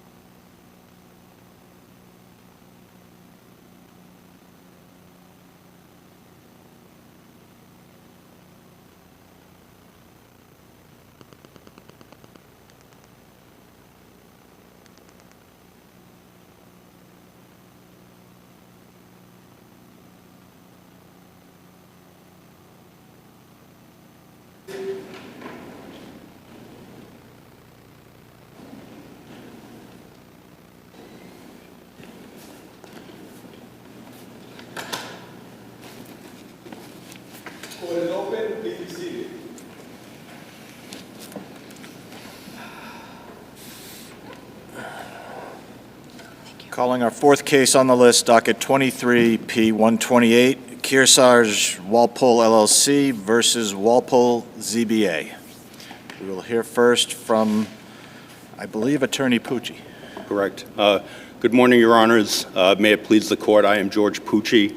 With me today is my co-counsel, Devin Braun. I'll be arguing, though, today. We represent the town of Walpole and the Walpole Zoning Board of Appeals. In the interest of cutting to the chase, I'm going to start with the Tracer Lane case, which I'm sure you're interested in. Good place to start. Okay. So Tracer Lane is just upholding the zoning board's decision in this case would be consistent with the SJC's ruling in Tracer Lane. And the reason that Tracer Lane is, or the reasons Tracer Lane is distinguishable from the Walpole case is, first, Tracer Lane kind of, as an afterthought, the city of Waltham in that case argued that hypothetically, large-scale solar projects would be permitted in the industrial zoning district, which the SJC specifically found constituted at best 1 to 2% total land area in Waltham. In contrast to that, and I'm going to ask for indulgence on first conclusion bias on this figure, Walpole has 2.07% total land area currently under their overlay district, specifically for large-scale solar projects. And the reason I say in terms of first conclusion bias, one might conclude 1 to 2% is not that different than 2.07%. But with other factors that are relevant in the Walpole case, there are additional factors that, in addition to that, should lead to the court upholding the Walpole bylaw. Now, don't consider this to be bias, as you say, but I'm a little concerned with the argument that goes to the effect of, well, it could be up to 10% if we amended things, if we changed things. Couldn't anyone say that in any case? Sure, if we changed our rules, if we changed our bylaws, if we decide to do things differently, I mean, couldn't the same argument have been made in Tracer Lane? It couldn't have, actually. So starting out at the 2.07%, I'd just point out, those are already cited. Understood. Not saying hypothetically it's available. Understood. Those are cited. They're as of right site plan approval. This 10% that we added, and I definitely understand the concern of, if you look at it just quickly and say, oh, subject to town meeting approval, and what we're talking about here specifically is the Director of Housing and Community Development in the Economic and Development and Community and Economic Development. Community and Economic Development Director in Walpole did a careful analysis, and he came up with approximately 10% of land area that could be added to the district. I mean, could is the key word here. He said a significant percentage of this total approximate 10.14% land area of the town would stand a reasonably strong chance for further successful amendments. And what I point out on that, in answer to both of your honors questions, is the overlay district was initially enacted in 2012. It had the initial overlay. Then it was amended successfully following that with parcels that did get town meeting approval, unanimous approval, that they added to the district in different zones. So Walpole is, a pretty carefully planned town, and they did receive the requisite town meeting approval to add to the district. And what the point is, and distinguishing it here is, we represent 130 cities and towns, and we know as well as anybody, anything can happen at a town meeting. Sometimes it's government by wisecrack, and I don't mean that facetiously. It can be that way, or it depends on who shows up in the room, or anything can happen. Walpole is a representative town meeting, doesn't it? Correct. So that's a factor further in favor of the bylaw. And in addition to that, what the Community and Economic Development Director did was a careful analysis, and he provided this under oath, and he has pretty impressive credentials in GIS and town planning and these types of issues. He put it in his affidavit. And what he pointed out in the affidavit was, this isn't a situation where you're presenting any old town meeting warrant article at a town meeting that can be, enacted or voted down depending on the day and who shows up. From a town planning perspective, what he was pointing out is we have parcels in these zones that are absolutely appropriate for these types of large-scale facilities, and these would most likely get the requisite town meeting approval. In other words, it wouldn't be a controversial situation where people are coming in opposition or not, abutter concerns or anything like that. He did the analysis based on town planning, and he pointed it out in a map that he prepared and he submitted, that here are parcels that would get a realistic chance of overwhelming town meeting support. Define realistically. Realistically meaning it's reasoned. It's something that would be supported by the town. It has a careful analysis based on the economic development director's analysis of suitability for that parcel. And he's not just saying industrial zones or business zones. He's saying, from a town planning perspective, here are areas that are appropriate for this, regardless of the particular district at issue. And in those situations where a project is backed by the town, the town does have the bylaw encouraging solar use, there's a realistic chance that that overlay district would be successfully amended.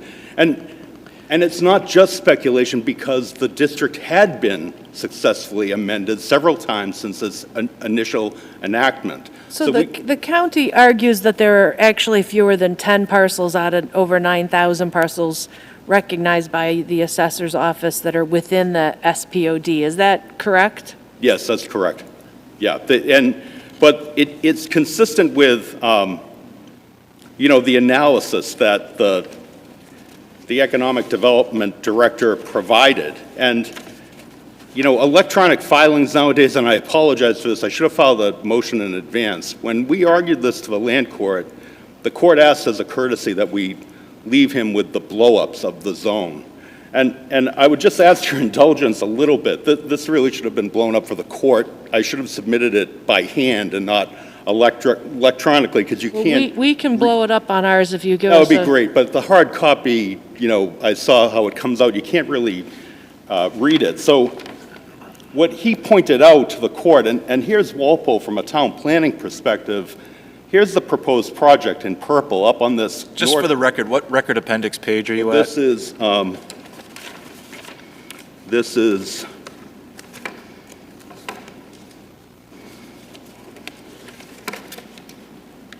Is it volume 5, page 7, or? Yeah, thank you for that question, Your Honor. It's, and I did anticipate it. It's volume 4 of the record appendix, page 323. Thank you.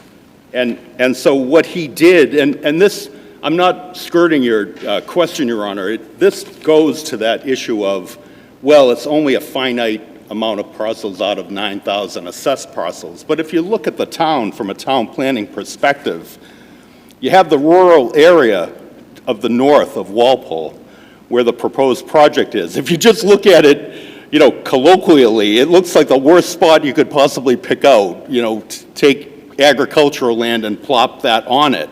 And then where the economic development director pointed out, in the blue cross-hatched areas, that's the existing district.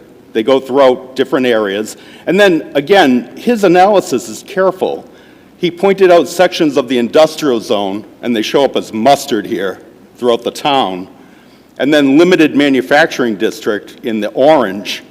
And you can see how there's a significant portion of Walpole, when you look at it from a town planning perspective, that's available realistically for these large-scale sites.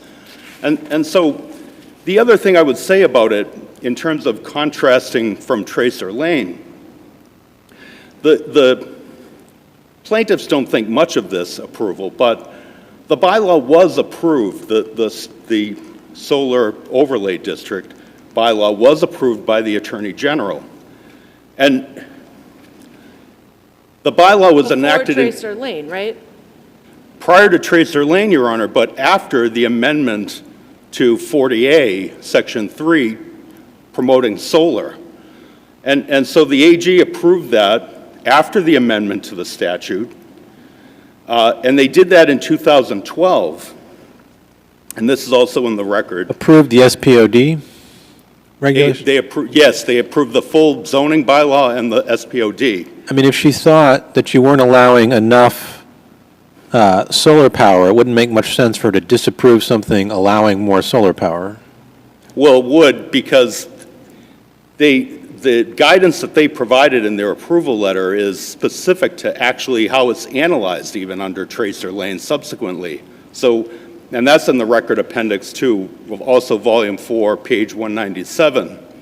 And the AG in that acknowledged, that the exemption under Section 3, and the only cautions that the AG pointed out is, first of all, as of right site plan approval. The AG pointed out that means as of right. It doesn't mean that you can do site plan review and deny the project. It means you have to come up with conditions that allow that to go forward.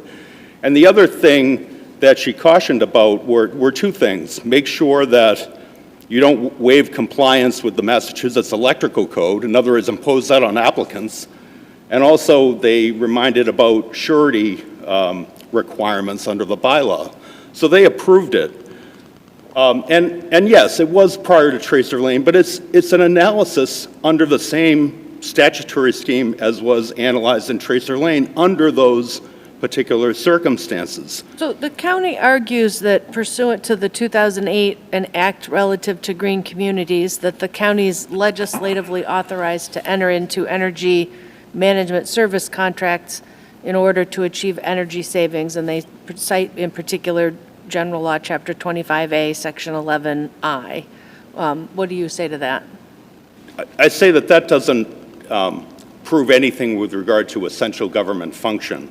That statute, all it does is it authorizes, specifically it authorizes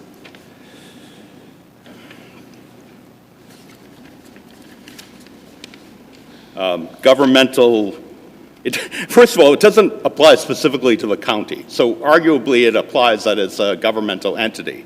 But the only thing that statute does is it authorizes a governmental entity to enter into an energy savings management contract. It doesn't compel a governmental entity to enter into one of those contracts. It doesn't apply specifically to the county at all.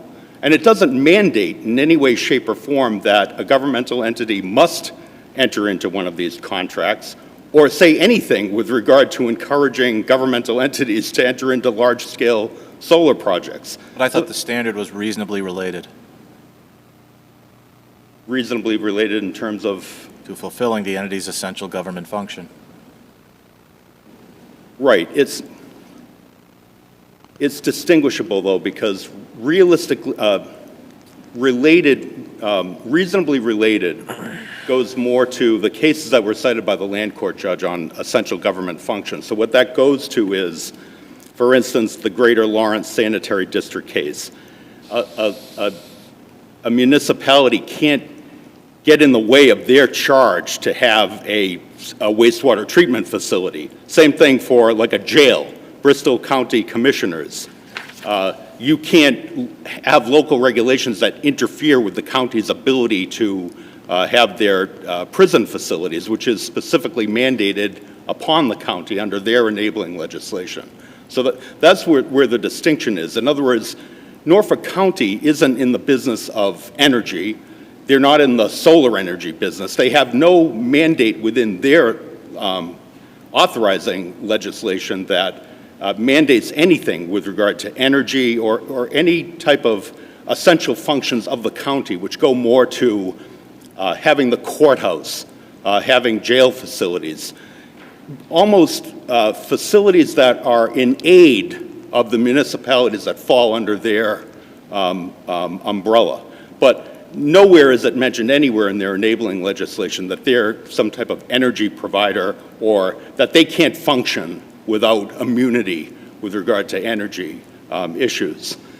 So back to, and again, back to between Tracer Lane and the Walpole case, the AG disapprovals that were cited by the plaintiff, they were wrong that their speculation that the AG would now disapprove the Walpole bylaw. They gave a... The red light is on and your time is up, but you can finish your thought, please, and I may have an additional just question. on that thought, the Wareham bylaw was a moratorium on large-scale projects. The Wendell bylaw was a total prohibition on standalone battery storage facilities. And the only thing I would point out as well, this parcel of land that we're talking about has been preserved as agricultural land for over 100 years. And an important point to point out in the record, because we have more under zoning in Walpole than just you have appropriate districts for appropriate needs. We also have, specific to this district, protection of agriculture and open space. And something important from the record are the Federation of Teachers, actually, for Norfolk Aggie. That was clear from your brief. Oppose this project. That was clear from your brief. And Thank there's you a very tension. much. Well, actually, I have one more question before you leave us, and that's, this is going to sound like a loaded question, and it's not, but you were both asked to brief the impact of Tracer Lane when it came out.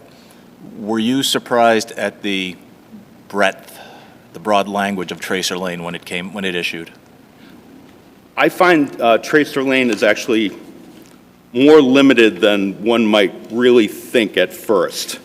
And that holding is very limited at the end. It talks about, it talks about a balancing test, and it was very specific on the last part.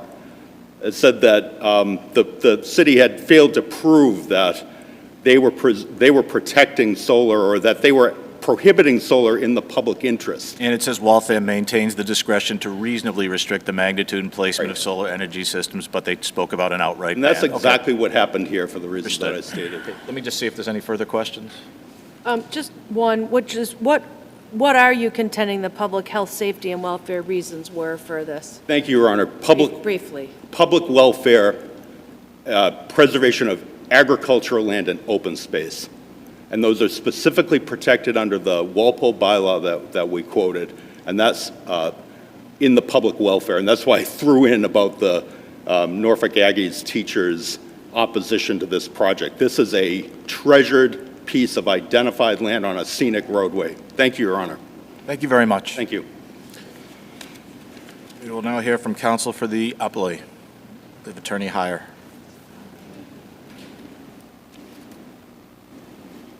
Good morning, Your Honors. May it please the Court. My name is Kathleen Heyer. I represent KEARSARGE. With me is Attorney Scott Lopez, who represents the county, but for efficiency's sake, I will be arguing for both the plaintiffs.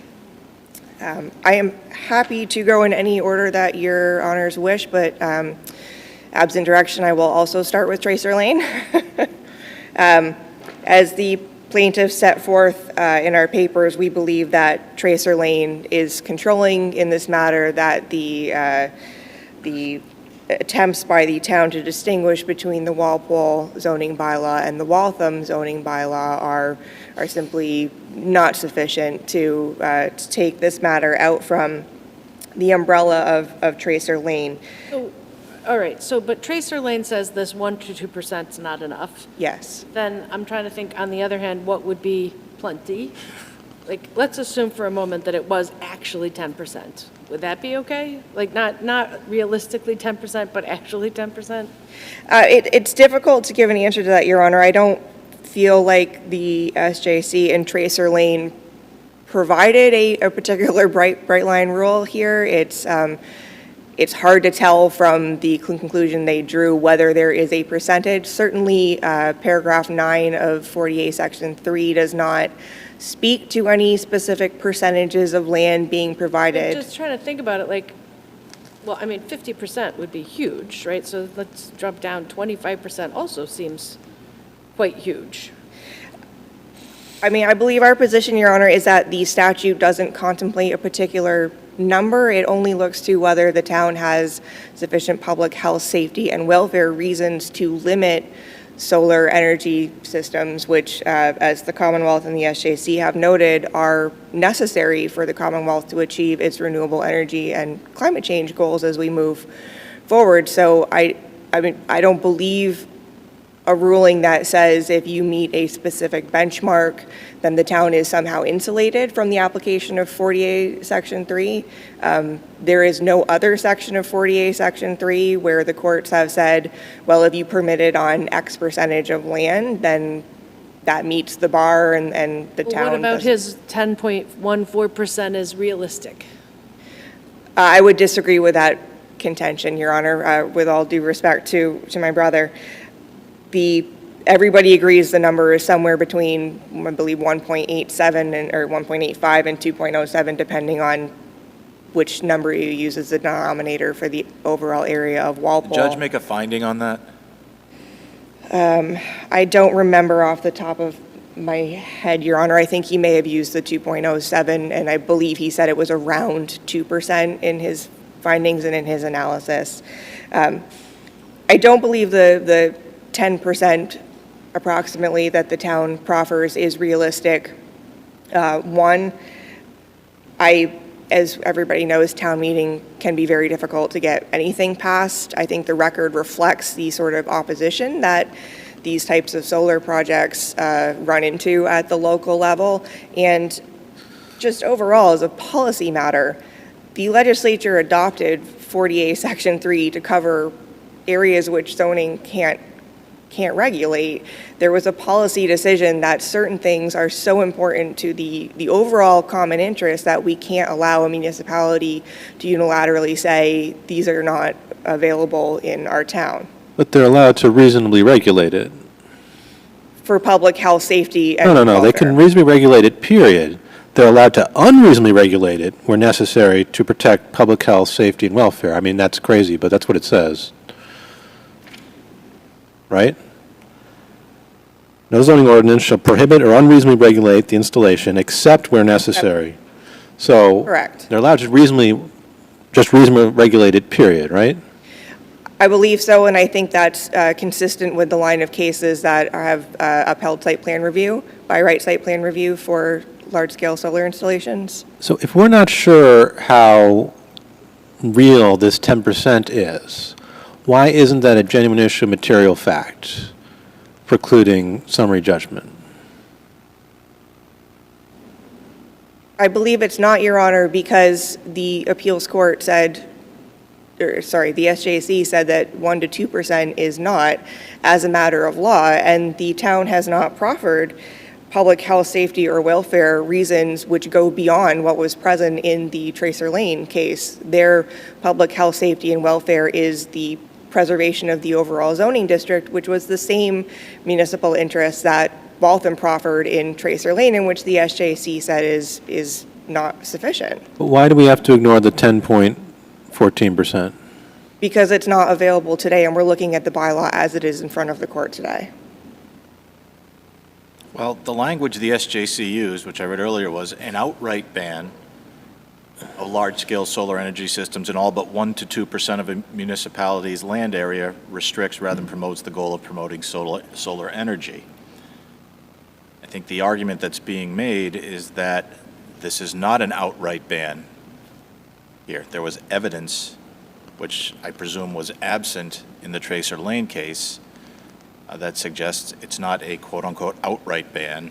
It is I'm not sure what the word is, a tentative ban, a presumptive ban, a potential ban, but it's not outright. Respectfully, Your Honor, I would disagree with that interpretation.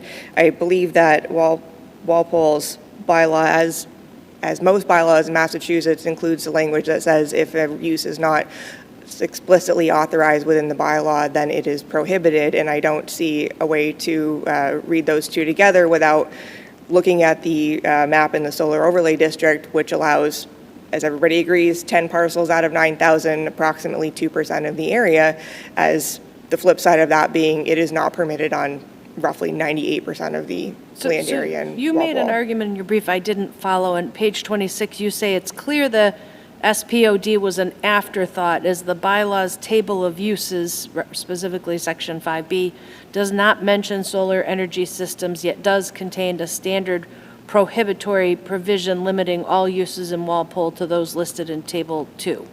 So can you explain that to me? And part of it's confusing because some of it seems to be in different places, or at least I was having trouble following you.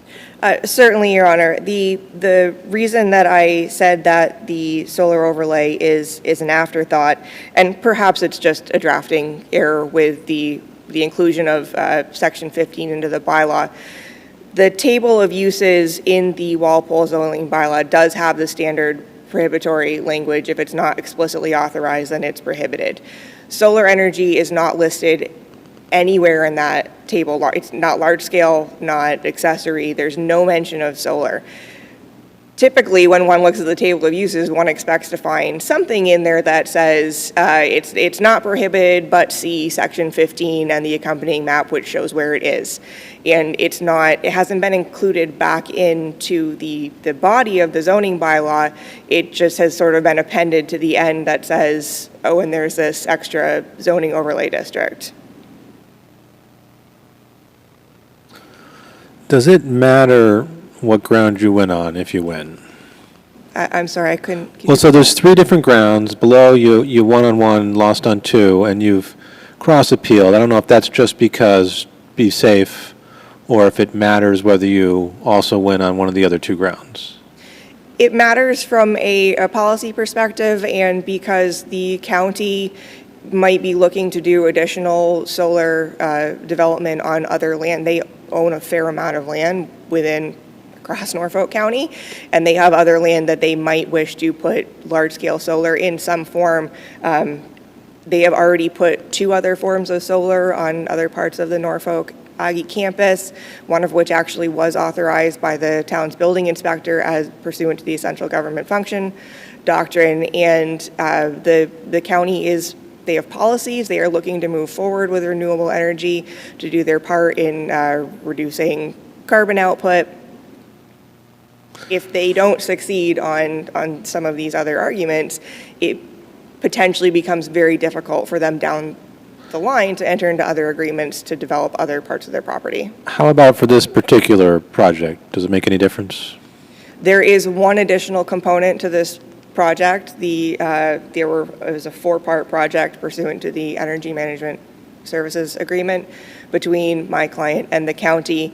The rooftop solar, the parking lot canopy, this North Street facility, and there is one additional facility that they are looking to permit on other land that's used by Norfolk Aggie on Fisher Street in Walpole. So it does have a practical implication in the very near future for them. So it doesn't affect this project? I asked you, does it affect this project, and you said there's other projects We see this all as one project. It was all contracted together from the plaintiff's perspective. This is one project. This is just one component.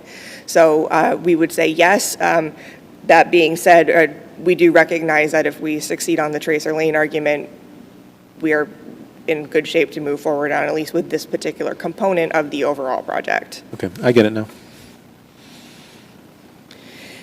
And if I could just turn briefly to the essential government functions argument, I believe that the Land Court erred in presuming that all of the the county's legislative functions are set forth in Chapter 34.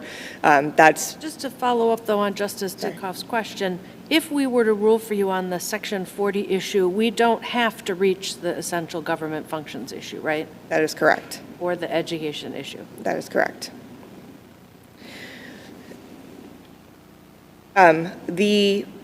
As I noted in my papers, Chapter 25A, Section 11B authorizes the county to enter into an emergency energy management services contract to achieve energy savings at facilities in accordance with this section. Which includes energy audits, energy conservation measures, energy conservation projects, or a combination thereof, and building maintenance and financing services, primarily intended to reduce the cost of energy and water in operating buildings. Don't say anything about building a large-scale solar plant. So I would respectfully disagree, Your Honor, because if you look at the definition of energy savings, in Section 3 of the same statute, it says a measured reduction in fuel, energy, operating, or maintenance costs resulting from the implementation of energy conservation measures or projects. Energy conservation projects are defined in the same section as projects to promote energy conservation, including but not limited to on-site electrical generation equipment using new renewable generating resources, which is, I think, exactly what we have here. So I do believe that there is statutory authority for the county to enter into the contract that it has entered into with my client for the provision of on-site electrical generation equipment using new renewable generating sources, which is exactly what we have proposed. And as Your Honor noted, the standard is reasonably related. As a practical matter, it would make very little sense to authorize the county to enter into a contract for large-scale solar and renewable energies only to have a municipality, any municipality, say, you can't build that here because of our zoning says you can't do that. And I would also note that Chapter 25A, Section 11IB, explicitly contemplates that there will be some local regulation of facilities or any of these energy conservation measures, because it says that all energy-saving measures under the contract shall comply with current local, state, and federal construction and environmental codes and regulations, and it doesn't say anything about complying with local zoning. All it says is construction and environmental. We have recognized that if appropriate, we need to go to the Conservation Commission. Obviously, we need to comply with building codes, fire safety, regulations like that. The argument is not that we are completely outside any local regulation, just not zoning, because it would more than negligibly interfere with the county's ability to carry out its requirements. And just briefly touching on my brother's argument that it says may enter into and not shall enter into, I would note that in the Greater Lawrence Sanitary District versus Town of North Andover matter, the authorizing statute for the sanitary district authorized it to contract for the design, build, and operation of on-site biosolids processing facilities. It was the same may language, not statutory language, or not shall. And indeed, even Chapter 34, which says the county may provide for jails, it's not a mandate in therein either. And yet, those are both provisions that have been interpreted as authorizing the governmental body to go ahead with the authority listed therein. My time's almost up. Unless you have any other questions, I'll rest on my papers. Seeing none, thank you both. Thank you. Well argued. Case is submitted.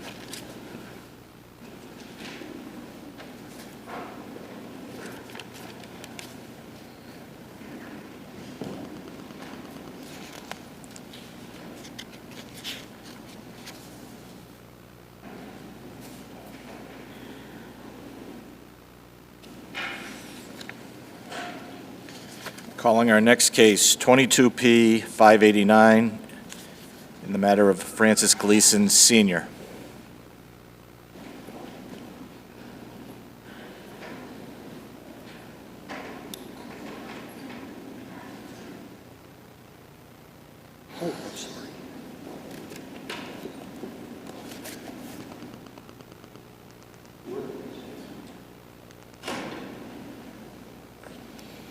And I would remind counsel in this case that this matter is partially impounded, so please refrain from referencing any impounded material.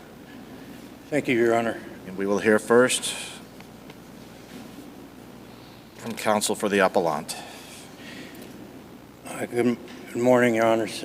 My name is Francis Gleason, Jr. I represent the But the fan's on in the room, so I need you to speak up, please. I'm sorry. Thank you. My name is Francis Gleason, Jr. I represent the objectors in this case. This is basically a case of the abuse of an elder person's rights. This was a probate court case. It was presented in March of 2020 to the probate court with a petition for appointment as conservator and a collateral verified motion for appointment as a temporary conservator. And it stems from a an accident my father suffered in April of 2019 when he broke his hip. I was in an ignorant state about his accident. I was not told about it. I found out about it prior to the filing, about a week prior to the filing. And in the filing, it told me nothing about it at all. It really said nothing except that there had been a fall. It didn't tell the court or myself or my brothers and sisters who were the objectors. Can I ask a preliminary question? Yes, sir. You state in your brief at page 9, this appeal surrounds an error of law made in the September 8th, 2020 order on the motion for instructions. Yes? That's correct, Your Honor. When was the notice of appeal filed in this case, and when was it docketed? It was, I don't recall offhand, Your Honor. I believe I did it in accordance with the rules, Your Honor, but I can't recall offhand the dates. Okay, continue, please. Thank you, Your Honor. So the papers that initiated the case did not reveal that, in fact, 7 months before, there was a retainer of an attorney by the petitioner, Janine Black, which was not legal because she did not have a power of attorney from my father to sign the retainer agreement. That retainer agreement then was followed by the attorney that she engaged, an attorney named Stephen Gray, who approached the insurance company of the rehab facility where my father had fallen. And he approached them in December of 2019. And there were unknown other activities that went on. So there was an act of concealment initially in the papers themselves. That's our position. And that there was activity under the auspices of the illegal agreement without the power of attorney that had occurred. And that's why we seek to overturn and have reversed the instructions to the order instructing a special conservator later on to sign the exact same agreement, the same terms, just substituting for the petitioner, Janine Black. Non-pro-tunc. Non-pro-tunc, that's correct, Your Honor. Are you contending that this fee agreement was any different from a standard contingency fee agreement? Yes, I am, Your Honor. In fact, I attempted to point it out, but none of it was appreciated or addressed. There was, I read the document many times, and that's what I inserted, the fact that there's a triple negative in the agreement. It's hard enough for me to read double negatives, but triple negatives are really tough. And I gave that about 15 tries. And the problem with that triple negative was that the attorney didn't even have to go to court. It's a trial if he didn't want to, and he was still getting 33%. So I suggested that's quite out of market, because if he doesn't go to trial, he gets his 33%. Where's this triple negative? There's a triple negative in the retainer agreement, Your Honor. Where? Dealing, I don't have it in front of me, Your Honor, but it deals with his representation of whether or not he will go to trial. That's not the only aspect, Your Honor, but there's another aspect to it, is that under the Young versus Southgate SJC case, if you don't have the signature of a client, then at most, you don't get a percentage, you get a fair value at most. And I put this in front of the court as well. I said, why don't we have a situation where there's fair value dealt with? And that was just ignored. And I think that ignored Young versus Southgate. Would you have been satisfied if the court had just ordered the Dwayne here to just enter into the best fee agreement he could, no matter who it was with? I don't understand Your Honor's question. Well, so the judge said, go back and enter pretty much this fee agreement with this attorney, okay? That's correct. And what I'm asking is, would you have been satisfied if the order instead had been, go enter the best fee agreement you can get?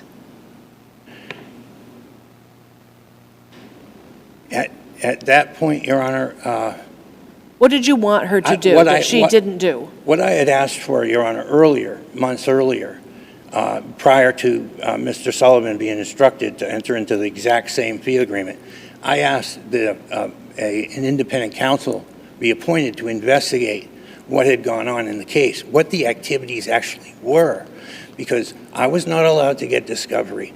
My motion for an independent counsel was shot down and denied. When you say the illegal activities, do you mean the withdrawals from the account?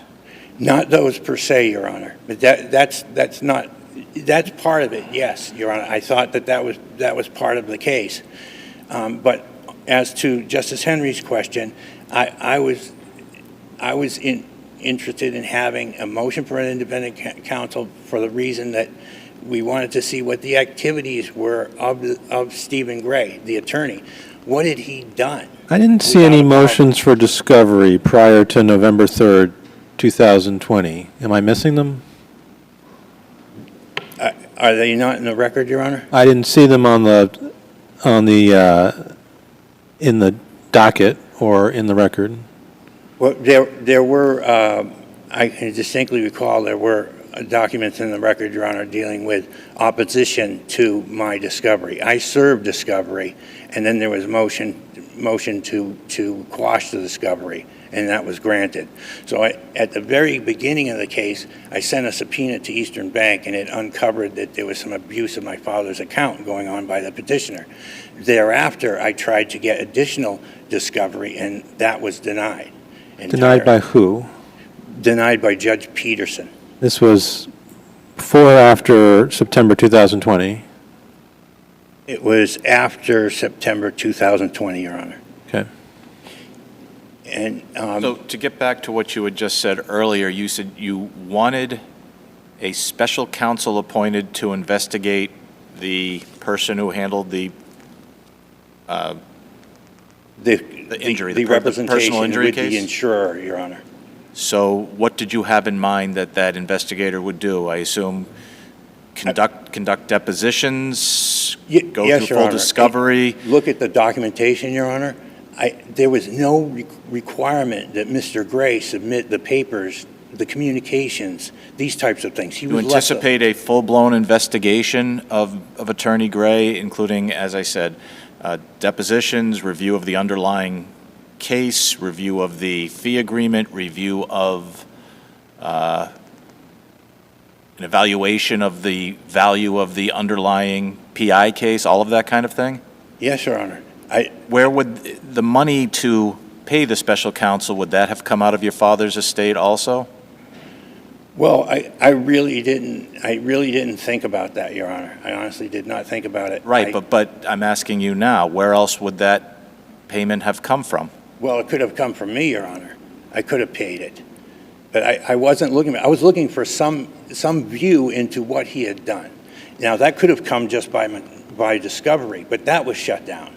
So I thought, well, they're trying to get a conservator in here. I want to get an independent, neutral person. Why wasn't Sullivan an independent, neutral person? Your Honor, because on June 9th, Judge Gorman held a hearing, and she said at the end of that hearing, and it's in the transcript for June 9th, she said, I am going to appoint John Dugan as the conservator. And afterwards, there was some communication by Attorney Kimball, for the petitioner, indicating that there was some problem with John Dugan being the conservator. Right, he'd been in practice with somebody on the other side, and if they would have gone forward, you would have understandably squawked bloody murder. So they didn't go forward with that. No, I didn't indicate that, Your Honor. I indicated in a letter. Oh, I can assure you, you would have. If they'd been in partnership, of course you would have fussed. Anyone would have fussed. Not necessarily, Your Honor. No. No, Your Honor. No, that's not a position I would press if I were you. I But I'm not asking about Dugan, I'm asking about Sullivan. I understand, Your Honor, but the background was that Judge Gorman said she was going to appoint John Dugan. Yep. And Attorney Kimball had some problem with that. And I don't know what it is. And I said to the judge in a letter, June 10th, I have no issues with John Dugan. I have no issues with him. I had her resume. I had where it indicated that John Dugan was her partner. I didn't have any issue with John Dugan. And what happened eventually... But that could have been the basis for an appeal down the road. I mean, that's if... Well, I mean, if there's an apparent conflict of interest, or even an appearance of a conflict of interest, it would not have been wise to appoint that person to that position, right? Well, Your Honor, that was not the stated reason for it. And in fact... Maybe not, but can't we infer that the judge would have that in mind? It's possible, Your Honor. It's possible. I don't know. It wasn't stated. And, Your Honor, I said to the judge in a letter, I said, I have no problem with Mr. Dugan. And thereafter, there was no communication about it, except that on about a month later, there was a document that appointed Dwayne Sullivan as the conservator. And it was signed by, I cannot tell, because it's just a squiggle on the document. And it's also indicated on the document that he was appointed, Mr. Sullivan was, on June 8th. But that's factually impossible, because that's the day before the hearing by Judge Gorman saying she was appointing John Dugan. So Justice Henry's question, to go back to it, was Sullivan independent? And your response seems to be,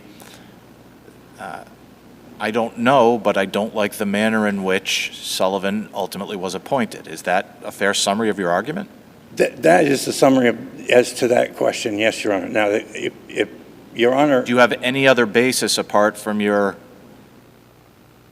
unsettled feeling about the manner in which Sullivan was appointed? Do you have any other basis on which to suggest that Attorney Sullivan was not independent?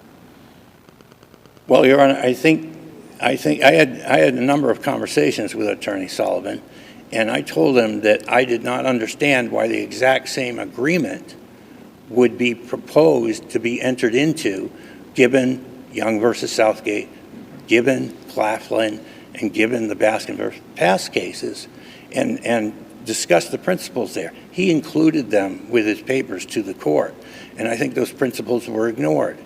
That I think that the agreement should not have been upheld. I believe that Claflin was violated. The prohibition is do not lend aid to the enforcement of an illegal contract, which the illegally signed retainer agreement was, in our view. So, Your Honor, it's with that I would say that Mr. Sullivan was biased. He went with the situation that was going on.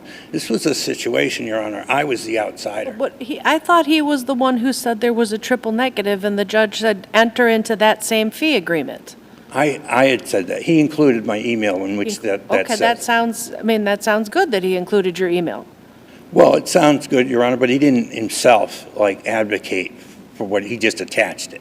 He just attached it. He didn't go ahead and say, Mr. Gleason's got strong points here or anything. He just attached it.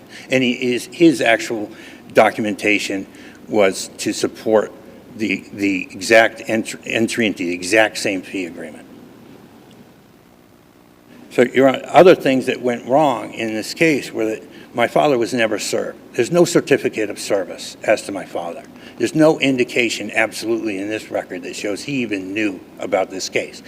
And it's very interesting that on the first hearing, on a week after the papers were filed on the 20th of March, 2020, Ms. Kimball said, and it's in the transcript, she said that my father wanted to come to court. It says that in the March 2020 hearing, March 20, 2020. And it says he was interested in coming, but for some inexplicable reason. The red light's on, but you can finish your thought. But for some inexplicable reason, he was not allowed to come, and he was never heard from in the case at all. And one other problem, Your Honor, was that Well, let me stop you right there. Any further questions? Any further questions?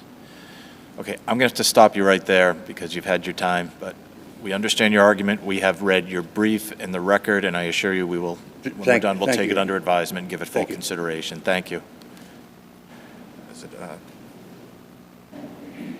hear from counsel for the appellee. Good afternoon, Your Honors. My name's Carol Kimball. I'm going to have to ask you to speak up because the Okay. fan's on in the room. My name's Carol Kimball. Mr. Gleason started by saying this was an elder abuse case. It was not. It was a personal injury case. We had an elderly man who fell in 2019. Right, but he's saying basically, that's not the issue. He's saying that the guy was taken advantage of. He wanted to be in court, that I think you said he wanted to be in court. He was never served. He was served, Your Honor. Okay, where is that in the record? I don't know why it isn't in the court record. This was during COVID. Everything was in chaos, but he was served. There is a certificate of service. I'm asking you, is that in our record? It doesn't seem to be, Okay. but it was provided to the probate court. All right, you say in your brief that, that Ms. Black entered the fee agreement based on the oral approval from Frank Sr.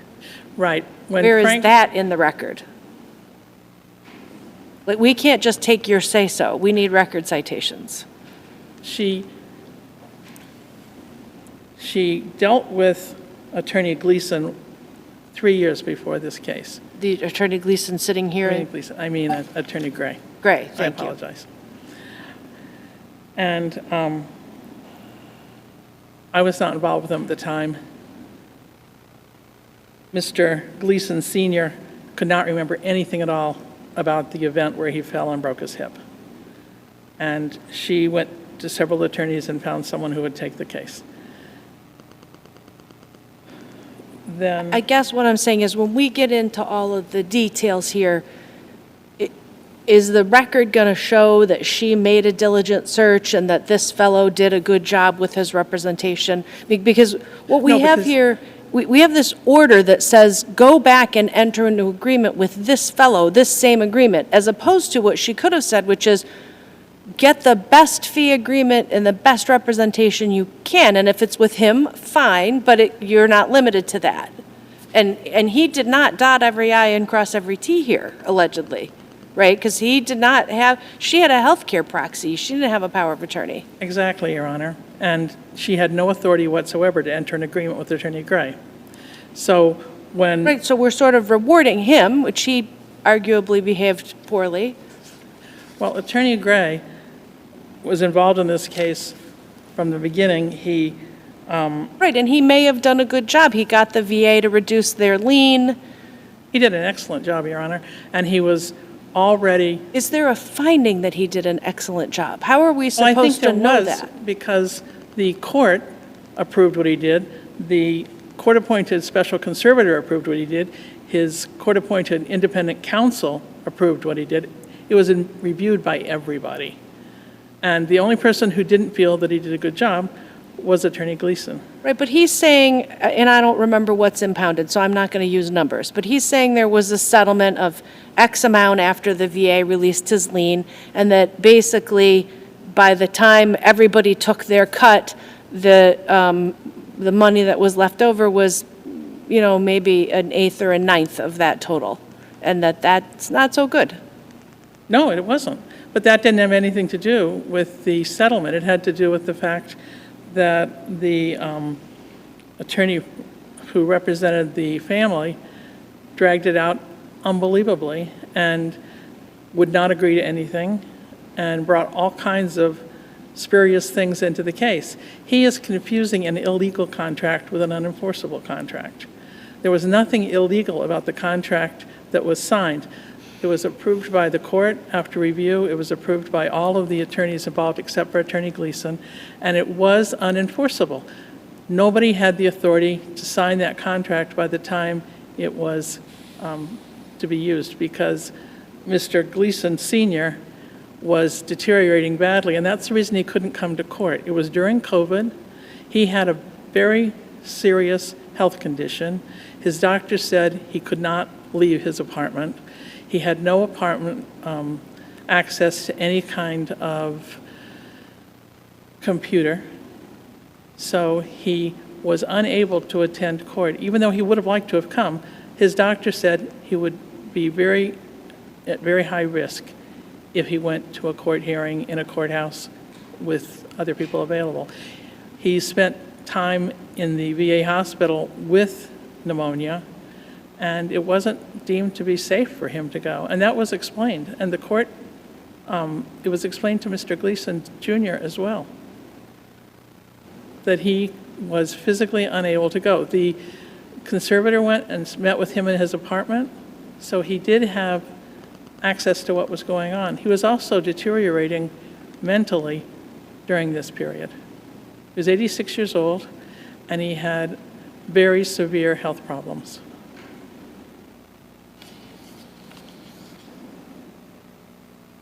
There was no refusal of discovery either. There's nothing where, there was no discovery filed by Mr. Gleason that was junior, that was not allowed by the court unless there was a reason, and they said that the reason was that he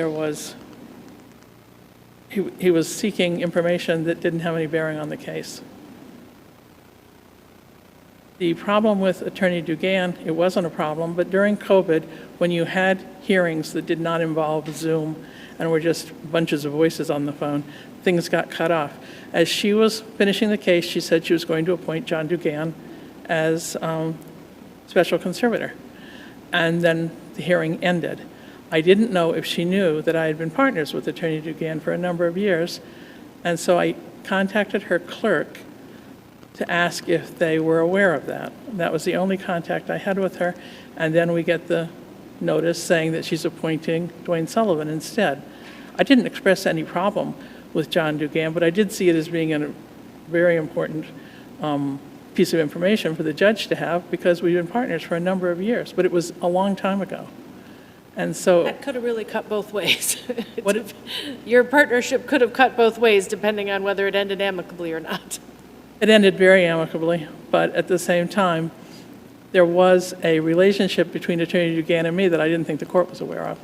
It would be preferable in the future to file that by a motion, don't you think, rather than through a call to the clerk's office? I understand it was COVID.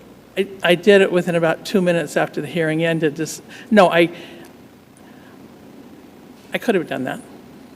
It was, the court hearings were very... No one's attributing any bad faith to you. I'm just suggesting it's that it just would be before better to... I'm just suggesting it would be better to file that by motion rather than through a call to the clerk. Well, in hindsight, it definitely would have been. There's something in your brief that confused me. On page 14 in the addendum, you have this footnote that says, appellant lists numerous decrees as appealed from the beginning of the case to the final decree. Only the final decree, as the other decrees were not timely appealed. And I'm not sure why, if this is what you're saying, that the September 2020 order wasn't timely appealed.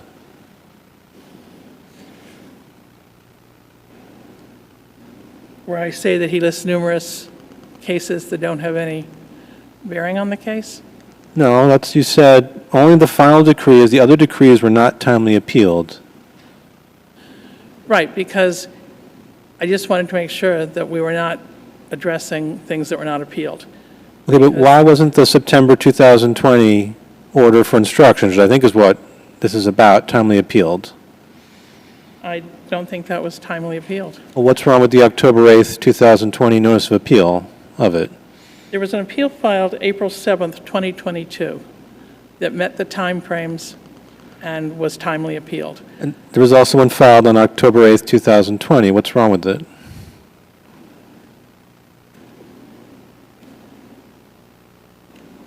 There's an appeal on October.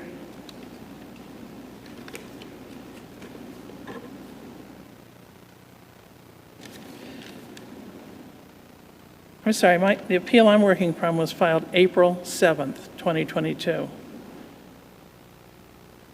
Okay, that's not the only notice of appeal on the docket. Is April 7th, 2022. No, there's lots of them, and one of them is October 8th, 2020. Yes, but that one was not timely appealed. He didn't meet the time requirement. Why does a notice of appeal on October 8th not timely as to an order on September 8th? Because the appeal wasn't filed within the time frame. It was never filed with the court. He never followed up with any of the required actions. Because he didn't assemble it? Is that what you're saying? He didn't send what? What do you mean he didn't follow up? Well, when you file an appeal, Yeah. you file it with the court within a certain time frame. He did not file any appeals within the required time frame. Okay, so except on April 7th. I'll ask you one more time. So there's an order on September 8th. There's a notice of appeal on October 8th. That's 30 days by my calculation. Why isn't that timely? Because he didn't then take any action afterwards. Did you move to dismiss that appeal for failure to prosecute? No, because he never did anything to prosecute the appeal. Well, eventually there's an assembly. I don't see that there was ever any notice on the docket at the probate court that things were actually appealed. There's no notice on the docket. And I went over it with the probate court pretty carefully too, because there were a number of times that he would say, I appeal this, I appeal that. At one point he said, I appeal every single case, every single decision that's been made in the last 6 months, whether I got notice of it or not. So on Appendix Volume 1, 11, which is the docket sheet, it says October 8th, 2020, action on appeal as follows. Notice of appeal by 6 objectors in this case. What's wrong with that? What are you referring to? Appendix Volume 1, page 11, in the middle. Okay, that is Mr. Gleason's appendix, not mine. But it's the docket sheet. Is it false?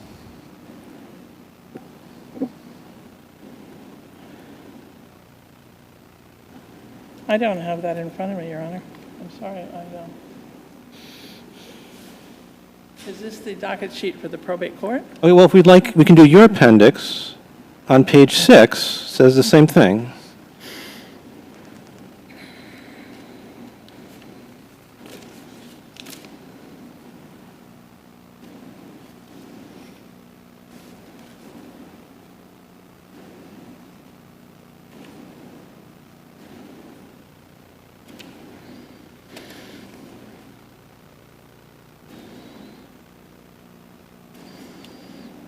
I'm sorry, Your Honor, I don't have that. I'm sorry, what'd you say? I said, I'm sorry, I do not have any appeal that was filed in October 6th, on October 6th. Does your appendix at page 6 not say there's a notice of appeal filed on Which page is it on my appendix? page 6? Excuse me? Page 6 of your appendix.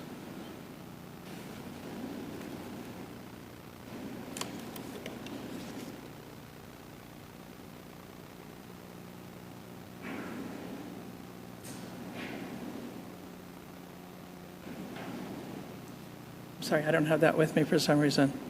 Okay. Well, I'm not we're aware looking of at a it. docket that reflects, whether it's in your appendix or his, that on October 8th, 2020, there was a notice of appeal by the 6 objectors in this case, presumably to the order appointing the temporary special conservator. This was in 2020? Yes. And I think what you're saying is that nothing happened after that? Is that what you're Exactly. saying? Okay. Exactly. There were multiple claims of appeal, but nothing was ever done to prosecute the appeal until the appeal that was filed in 2022. Your time is low. Is there anything else you want to tell us?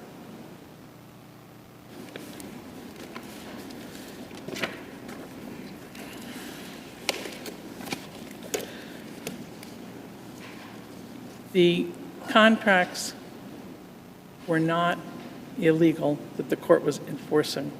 The contracts were unauthorized, they were unenforceable, but they were not illegal. And therefore, the 2 cases he cites, Claflin and Baskin, which required the performance of an illegal act to enforce those contracts does not apply. They're also about 100 years old, but they don't apply. They applied to champerty, which is no longer a crime, but at that time it was. And these were not illegal contracts that the court was enforcing. After very careful consideration by a number of attorneys, all looking out for Mr. Gleason's interest, there was no suggestion that these were unlawful contracts. Seeing no further questions, thank you very much. Thank you both. The case is submitted.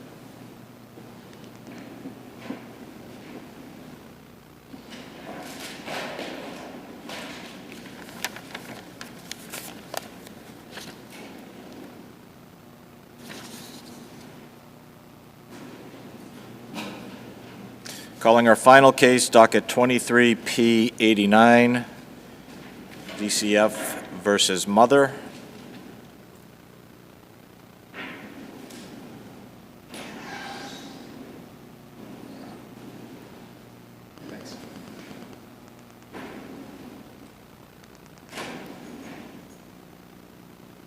And before we begin, I will remind counsel that this matter is impounded. Please refrain from using any names of the parties, refer to them as mother, child, etc., and please do not reference any added impounded material. We will hear first, now we're ready, Attorney Rosenthal. Thank you, Your Honor. Good morning, Your Honors. Good morning. Stephen Rosenthal for the appellant mother. Good afternoon, actually. Sorry. I'm sorry, may I proceed? Yes, please. Thank you. May it please the court. DCF was never going to reunify this child with mother. Instead, they kept moving the goalposts on her until it was too late. In November 2019, 3 months after child was removed, mother had remained sober, she'd done well with her visitation, she had demonstrated insight to providers, and she had participated in treatment. And at that time, DCF in open court represented that mother was halfway to a transition plan or the next step towards reunification.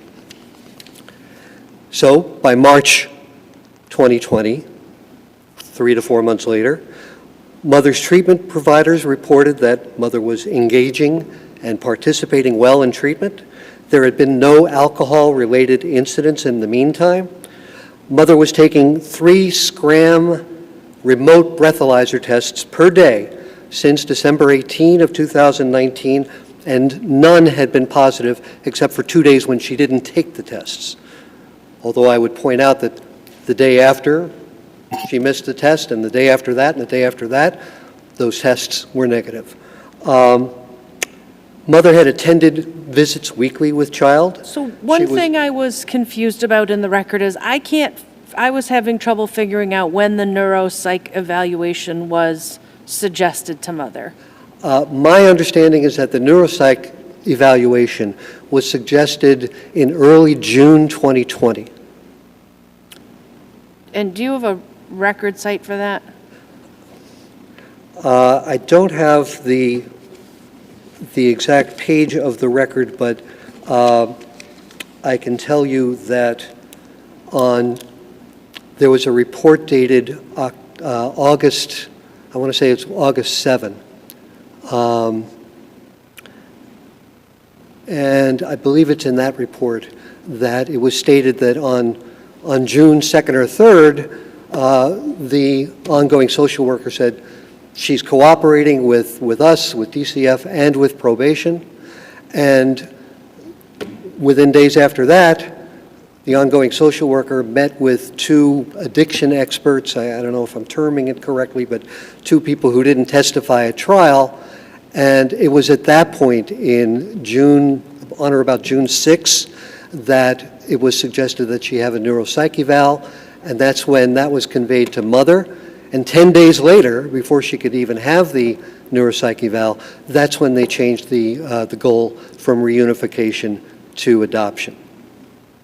I'm just trying to keep the chronology of this in mind. The chronology was confusing in this case. Okay. But I do want to commend counsel for actually dealing with the poor transcript. A lot of times people just dump the poor transcript on us and don't reconstruct it. You did a good job with that, so thank you. I would point out that in that March 2020 hearing, child's attorney, the trial attorney anyway, reported, and I'm referring to transcript at page 33, that the child always returned from visits clean and happy, and child's attorney at that time supported increased visitation, and he said there has been a period where she has proven sobriety. The trouble is that DCF kept moving the goalposts.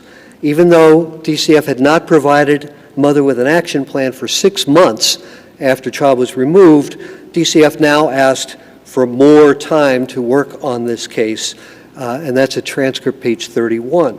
And they fell back on her history of substance abuse, which admittedly goes back a long way, and they also didn't like where she was living at the time. Mother was no longer at the shelter where she had been placed with child because the child had been removed, and the shelter's rules would not allow her to stay there. So the department argues that they admit they didn't provide a plan for 6 months, a written plan, but they say they told her from the outset of the case that they were thinking she needed inpatient care. So while that is not ideal, why is it not sufficient? Because you've got the testimony.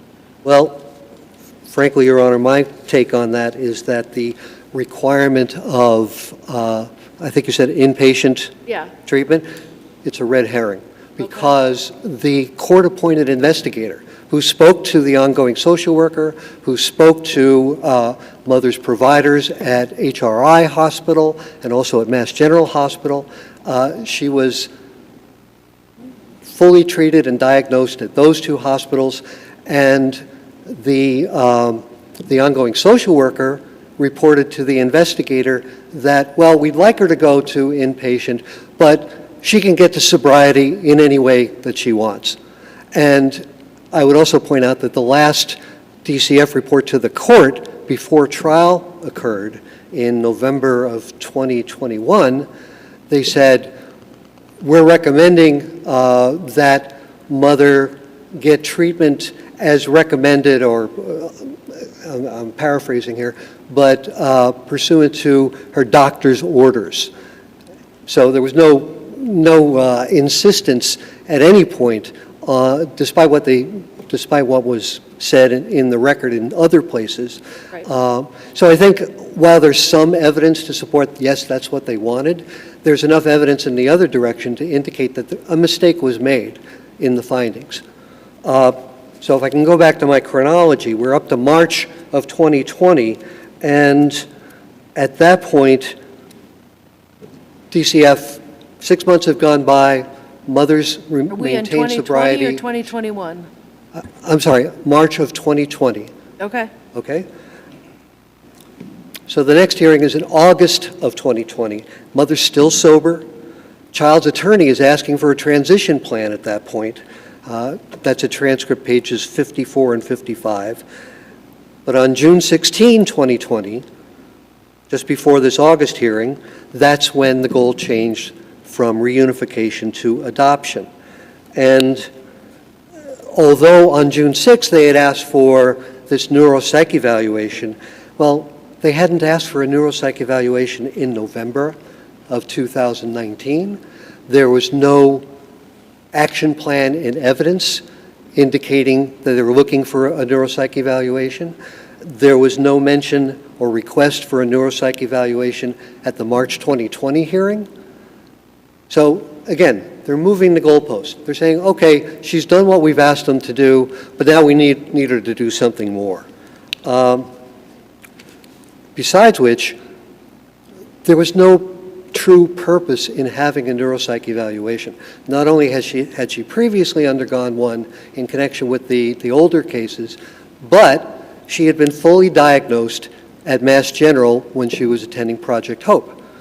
So the question in my mind was, and I think it should have been in the trial court's mind, was what's the utility of having a neuropsych evaluation,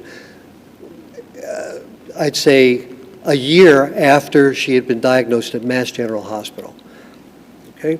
So my point is, once we get to August, and I'm quoting from transcript of page 47, DCF once again backed went back to mother's prior history of substance abuse, and I'm quoting here, they said, "We're looking for a lot of work out of mother if she believes that she's ready to take this child." Okay? My position, mother's position, is that DCF was playing for time, and they succeeded in waiting her out. Her frustration with DCF stalling caused her to relapse. She had a relapse. On December 11, 2020, after nearly a year and a half of sobriety, she was arrested for OUI. There are some contradictory facts regarding that in terms of mother's testimony, but I can't say that the finding was clearly erroneous, so it is what it is. But DCF, once again, continued to move the goalposts, and this was the result. DCF's claim that she needed inpatient treatment, I think I addressed this already, but it's something that they admitted she could get to her sobriety in any way. And by the time of trial, they conceded that she could follow her doctor's orders and go to an intensive outpatient facility, which is what she had done like within days after the child was removed in August of 2019, and indicated that she was willing to do that again. And the claim that, well, I've already addressed, the claim that mother needed a neuropsych evaluation, I think I've addressed that also. Mother proved that she was able to remain sober for an extended period of time. The trial judge failed to consider mother's positive gains in the year plus since child's removal. And in my brief, I rely on the adoption of Paula case, page 33 of my brief. The judge did not take her positive gains into account. It's not clear to me why 18 months, if it even is that, of sobriety for a newborn is enough. I mean, doesn't she have to be sober, at least sober enough to care for the child until the child becomes an adult? Well, Your Honor, then why terminate the parental rights? How much time is enough? If she had been sober for 3 years, would that have been enough? And at that point, DCF would be arguing that this young child requires permanence. DCF might well have been arguing it, but the judge wouldn't have accepted it. It's the fact that she's drinking and drinking constantly after December 2020. That's the problem the judge has. I don't think the evidence is clear and convincing that she was drinking constantly. It is clear that she had a relapse, but again, I'll rely on the Luke case, which is cited in my brief at page 30, I believe, which says that a relapse by itself isn't a reason to terminate parental rights. Again, I'm paraphrasing, but the quote is in my brief, and I would ask you to take a look at it. She's under the influence in January 2021 for a visit. In May 2021, she's blackout drunk, getting into a fight.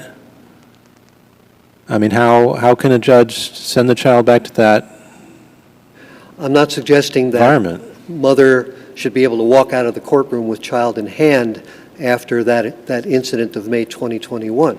However, what we're asking for, and what I'm asking for this court to do, is to vacate the order of TPR and to have the case remanded so that DCF can have permanent custody of the child. That preserves mother's rights to seek review and redetermination. And I would suggest that is a more just result in this case than to terminate mother's rights completely when she has a strong bond with the child, where she has maintained sobriety, at least shown that she can maintain sobriety for an extended period of time. Granted, she had a relapse, but I don't think there's anybody in this room who doesn't know somebody who has a problem with addiction. And everybody knows that recovery does not go in a straight upward line. There are going to be peaks and valleys along the way. And unfortunately, that was the case with mother. We admit it, we acknowledge it, but mother did her job, and instead of working with her, DCF continued to move the goalposts. So that's a good segue to, because before you run out of time, I have a couple of questions. A segue to reasonable efforts. You argue in your brief that DCF failed to make reasonable efforts to place the child in foster care with kin. My question is, was that raised below? With that, sorry? That raised below before the trial court? The arguments that I'm making in the brief regarding the placement of the child in the foster home doesn't necessarily go to reasonable efforts, which were not raised below. It goes to the court's approval of the adoption plan with that foster family. I understand, but the answer to my question is no. Correct, Your Honor. And I understand you were not trial counsel, I understand that. That is And, also correct. I my- only handle My appeals. follow-up is, did the mother present alternatives for placement in the juvenile court? In other words, what evidence is there in the record of viable kinship placement? Well, one of mother's children had been placed with, I believe it was maternal grandparents in the past, and there's She was no longer able at some point to do that or unwilling. the point I want to make is not so much what mother did or didn't do, it's what DCF's job was. I do understand. And I did address that, and as far as I Well, know, how at do you least based address- on what's in the record, mother did not come forward and say, you know, try out this person. So would you agree there's no evidence in the record of a viable kinship placement? I would disagree with that, in that the investigator, and this investigation was done in October of 2019, said that mother had 3 brothers, and also her first child had reached adulthood by then, and there's no evidence in the record that DCF reached out to any of them. Well, but there's the report that says kin letters were mailed in July to all known maternal family members. There was no response to these letters and none were returned as undeliverable, Well- as your friend pointed out in his brief. That's the only, that's Your the, time is brief, up, but sorry. please answer Justice if I could just Ditkoff's answer that question. one question, Your Honor. As I pointed out in my brief, at a permanency planning conference, there's supposed to be documentation of what letters were sent to whom and what, if any, responses there were. And there's no evidence in the record that that was done here. Was there an objection on that basis made by trial counsel? Well, they objected to, we've objected to the placement of the child with the foster family. So I think that would encompass the inability of DCF to seek out, to be proactive in seeking out kinship placements. If there are no other questions, Your Honor, Seeing none, we thank you for your rest on my excellent, briefs. Thank you. thank you for your excellent advocacy. And time split is, I believe, we'll hear from counsel for the department for 8 minutes and counsel for the child for 7 minutes. That's correct, Your Honor. Can you hear me okay? Yes. William Cuddle for the Department of Children and Families. We're asking this court to affirm the trial court's decision terminating mother's parental rights. Just to begin, and I'm not going to rehash everything that's in the record and in the findings all that's before you. I strongly disagree with my brother's characterization that the department was moving the goalposts or waiting out mother in this case. That's absolutely not true. This case is about a mother, sadly, a mother who's been struggling with alcohol abuse, mental health issues, both of which resulted in her dysfunctional behavior, aggression, criminal behavior, dysfunction in terms of assault and battery of her second child that she was convicted of. I would agree with. Can't hear you, Your Honor. I would agree with opposing counsel that recovery and sobriety is often not a straight line. That's She absolutely. does seem to have had some period of sobriety. And what's your position on when the department first suggested she have a neuropsych eval? Well, before I answer that question, and I will answer your question, I direct the court to look at the court's findings, the first 30 or 40 findings. This mother has a 20-year history. We know, but I still want to drill down. Even if you're right, and even if we affirm, if the department is adding conditions later, it's concerning. It seems like you could have a checklist on day one that you hand people so that there's not a risk of the goalpost moving, because that is incredibly upsetting. Well, I think it's upsetting because of the way it was characterized to the court. But to be honest with you, if you look at the record, and in all of our department cases, parents are given action plans that are living, breathing documents that are changed from time to time depending upon the parent's ability to deal with the issues that are before them. In this particular case, the mother, contrary to what Mother's counsel is saying, Mother was not doing as well as he portrays, and the record doesn't reflect that. I want to know what date the department suggested. I don't have the exact date. It was in the Okay. spring of 2020, and it was briefly before the goal was changed. That is accurate. But the reason for that, and what the court found, and what the evidence shows in the record through testimony by the social worker, is that the reason they were asking for a neuropsych evaluation is because nothing had been working, present or in the past. Mother had been asked to do one earlier in her life, but there was no evidence that it was exactly a neurological evaluation.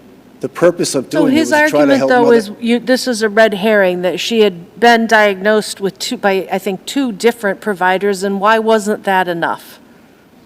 Your Honor, it's absolutely not a red herring. The department was trying to meet its requirements to help the mother address her issues. She wasn't doing it at the time. Would it have been better if the department didn't ask for Mother to do more to try to improve her situation? And just to clarify, when the department changes a goal, it doesn't mean it's carved in stone. This was a concurrent planning case as well.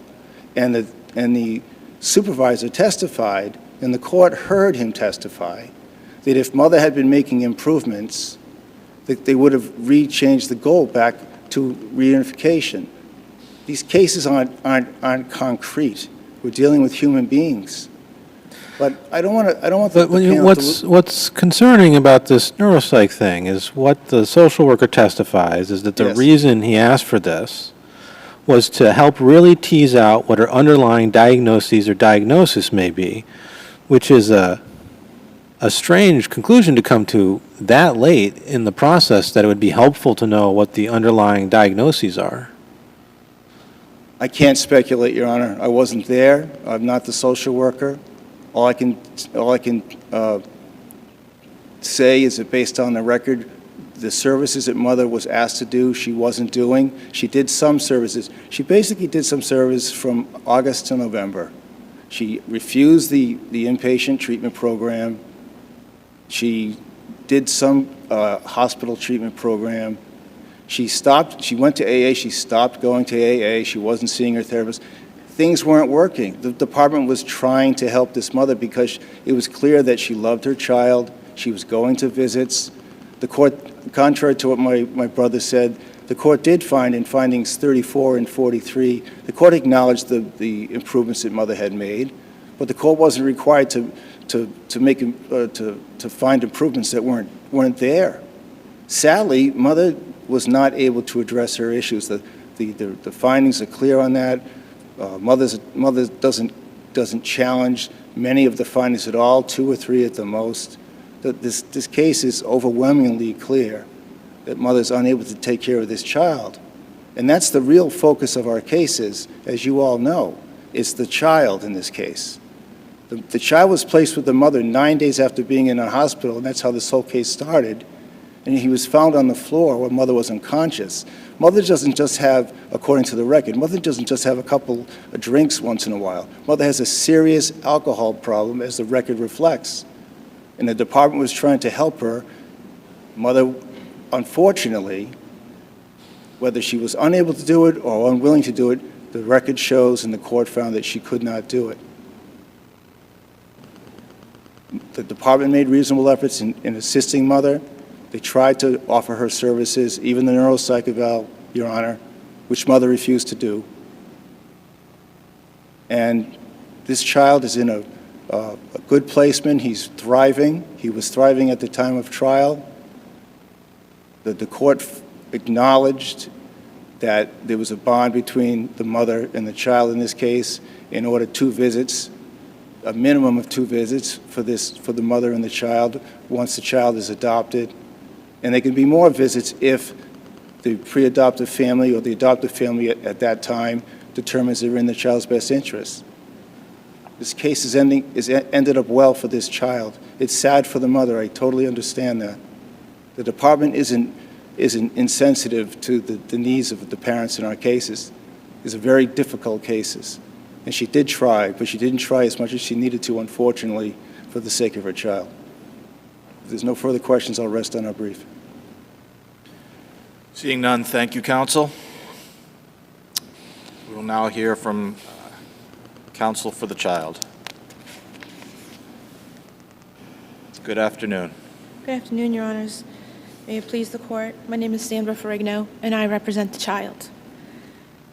Your Honor, with regards to your question about the neuropsych, it was requested for the first time from mother in June of 2020, and that can be found in the judge's findings at number 45.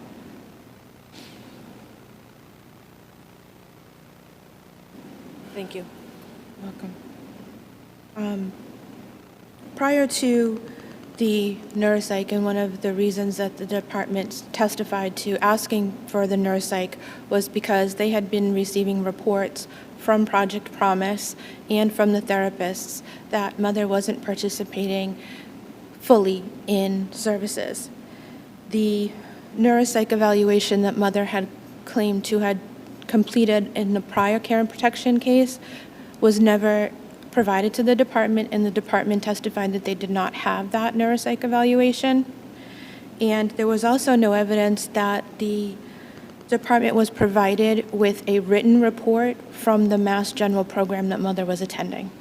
So I just wanted to clarify that a little bit. The child, I would like to talk about the adoption plan. At the time of trial, the child had been in a pre-adoptive home for over 2 years. He has now been there for over 4 years. The record showed that the pre-adoptive parents had been loving and warm and affectionate with him, and they responded appropriately to his needs, and the child did then seek them out for comfort and support. The record also did show that the department, as Your Honor pointed out, did make efforts to identify kin that were willing to adopt. The adoptive family of 2 of mother's children then came forward, and after they had a meeting with the foster family, they had decided to just become a visiting resource, and they continued to be that, but they did not wish to adopt. The child wishes to be adopted by this family, and there is no evidence that the trial judge abused her discretion in approving the adoption plan that was presented to her. With respect to the with respect to visitation, the child argues that the trial judge again did not abuse her discretion in only ordering 2 visits, and that the discrepancy mother raises between the words minimum of 2 visits per year and 2 visits per year are basically the same. Those 2 visits ensure a floor. Both of them, whether it's a minimum of 2 visits a year or the words 2 visits a year, it acts as the same thing. The trial judge did not place a ceiling on additional visits that could be allowed by the adoptive parents, and no remand would be needed, as mother suggests, with respect to that issue. The adoptive social worker testified at trial that the adoptive parents are open to offering additional visits to mother should that be required, or if the child would request them as he gets older. It's always sad, this case is very sad, where a parent is unable to address the issues that led to the child's removal, but she was unable to break the 19-year history of her substance abuse, although she tried very hard. At some point, the courts have to say enough is enough, and children need and deserve the stability. Therefore, the child respectfully requests that the court affirm the decision of the trial court, finding mother unfit, terminating her parental rights, and freeing the child for adoption. Does the court have any questions? Seeing no further questions, I'd like to thank all counsel. Well presented, and the case is submitted. Thank you. I'd like to thank the clerk, the courtroom clerks, and our court officer, That concludes this session.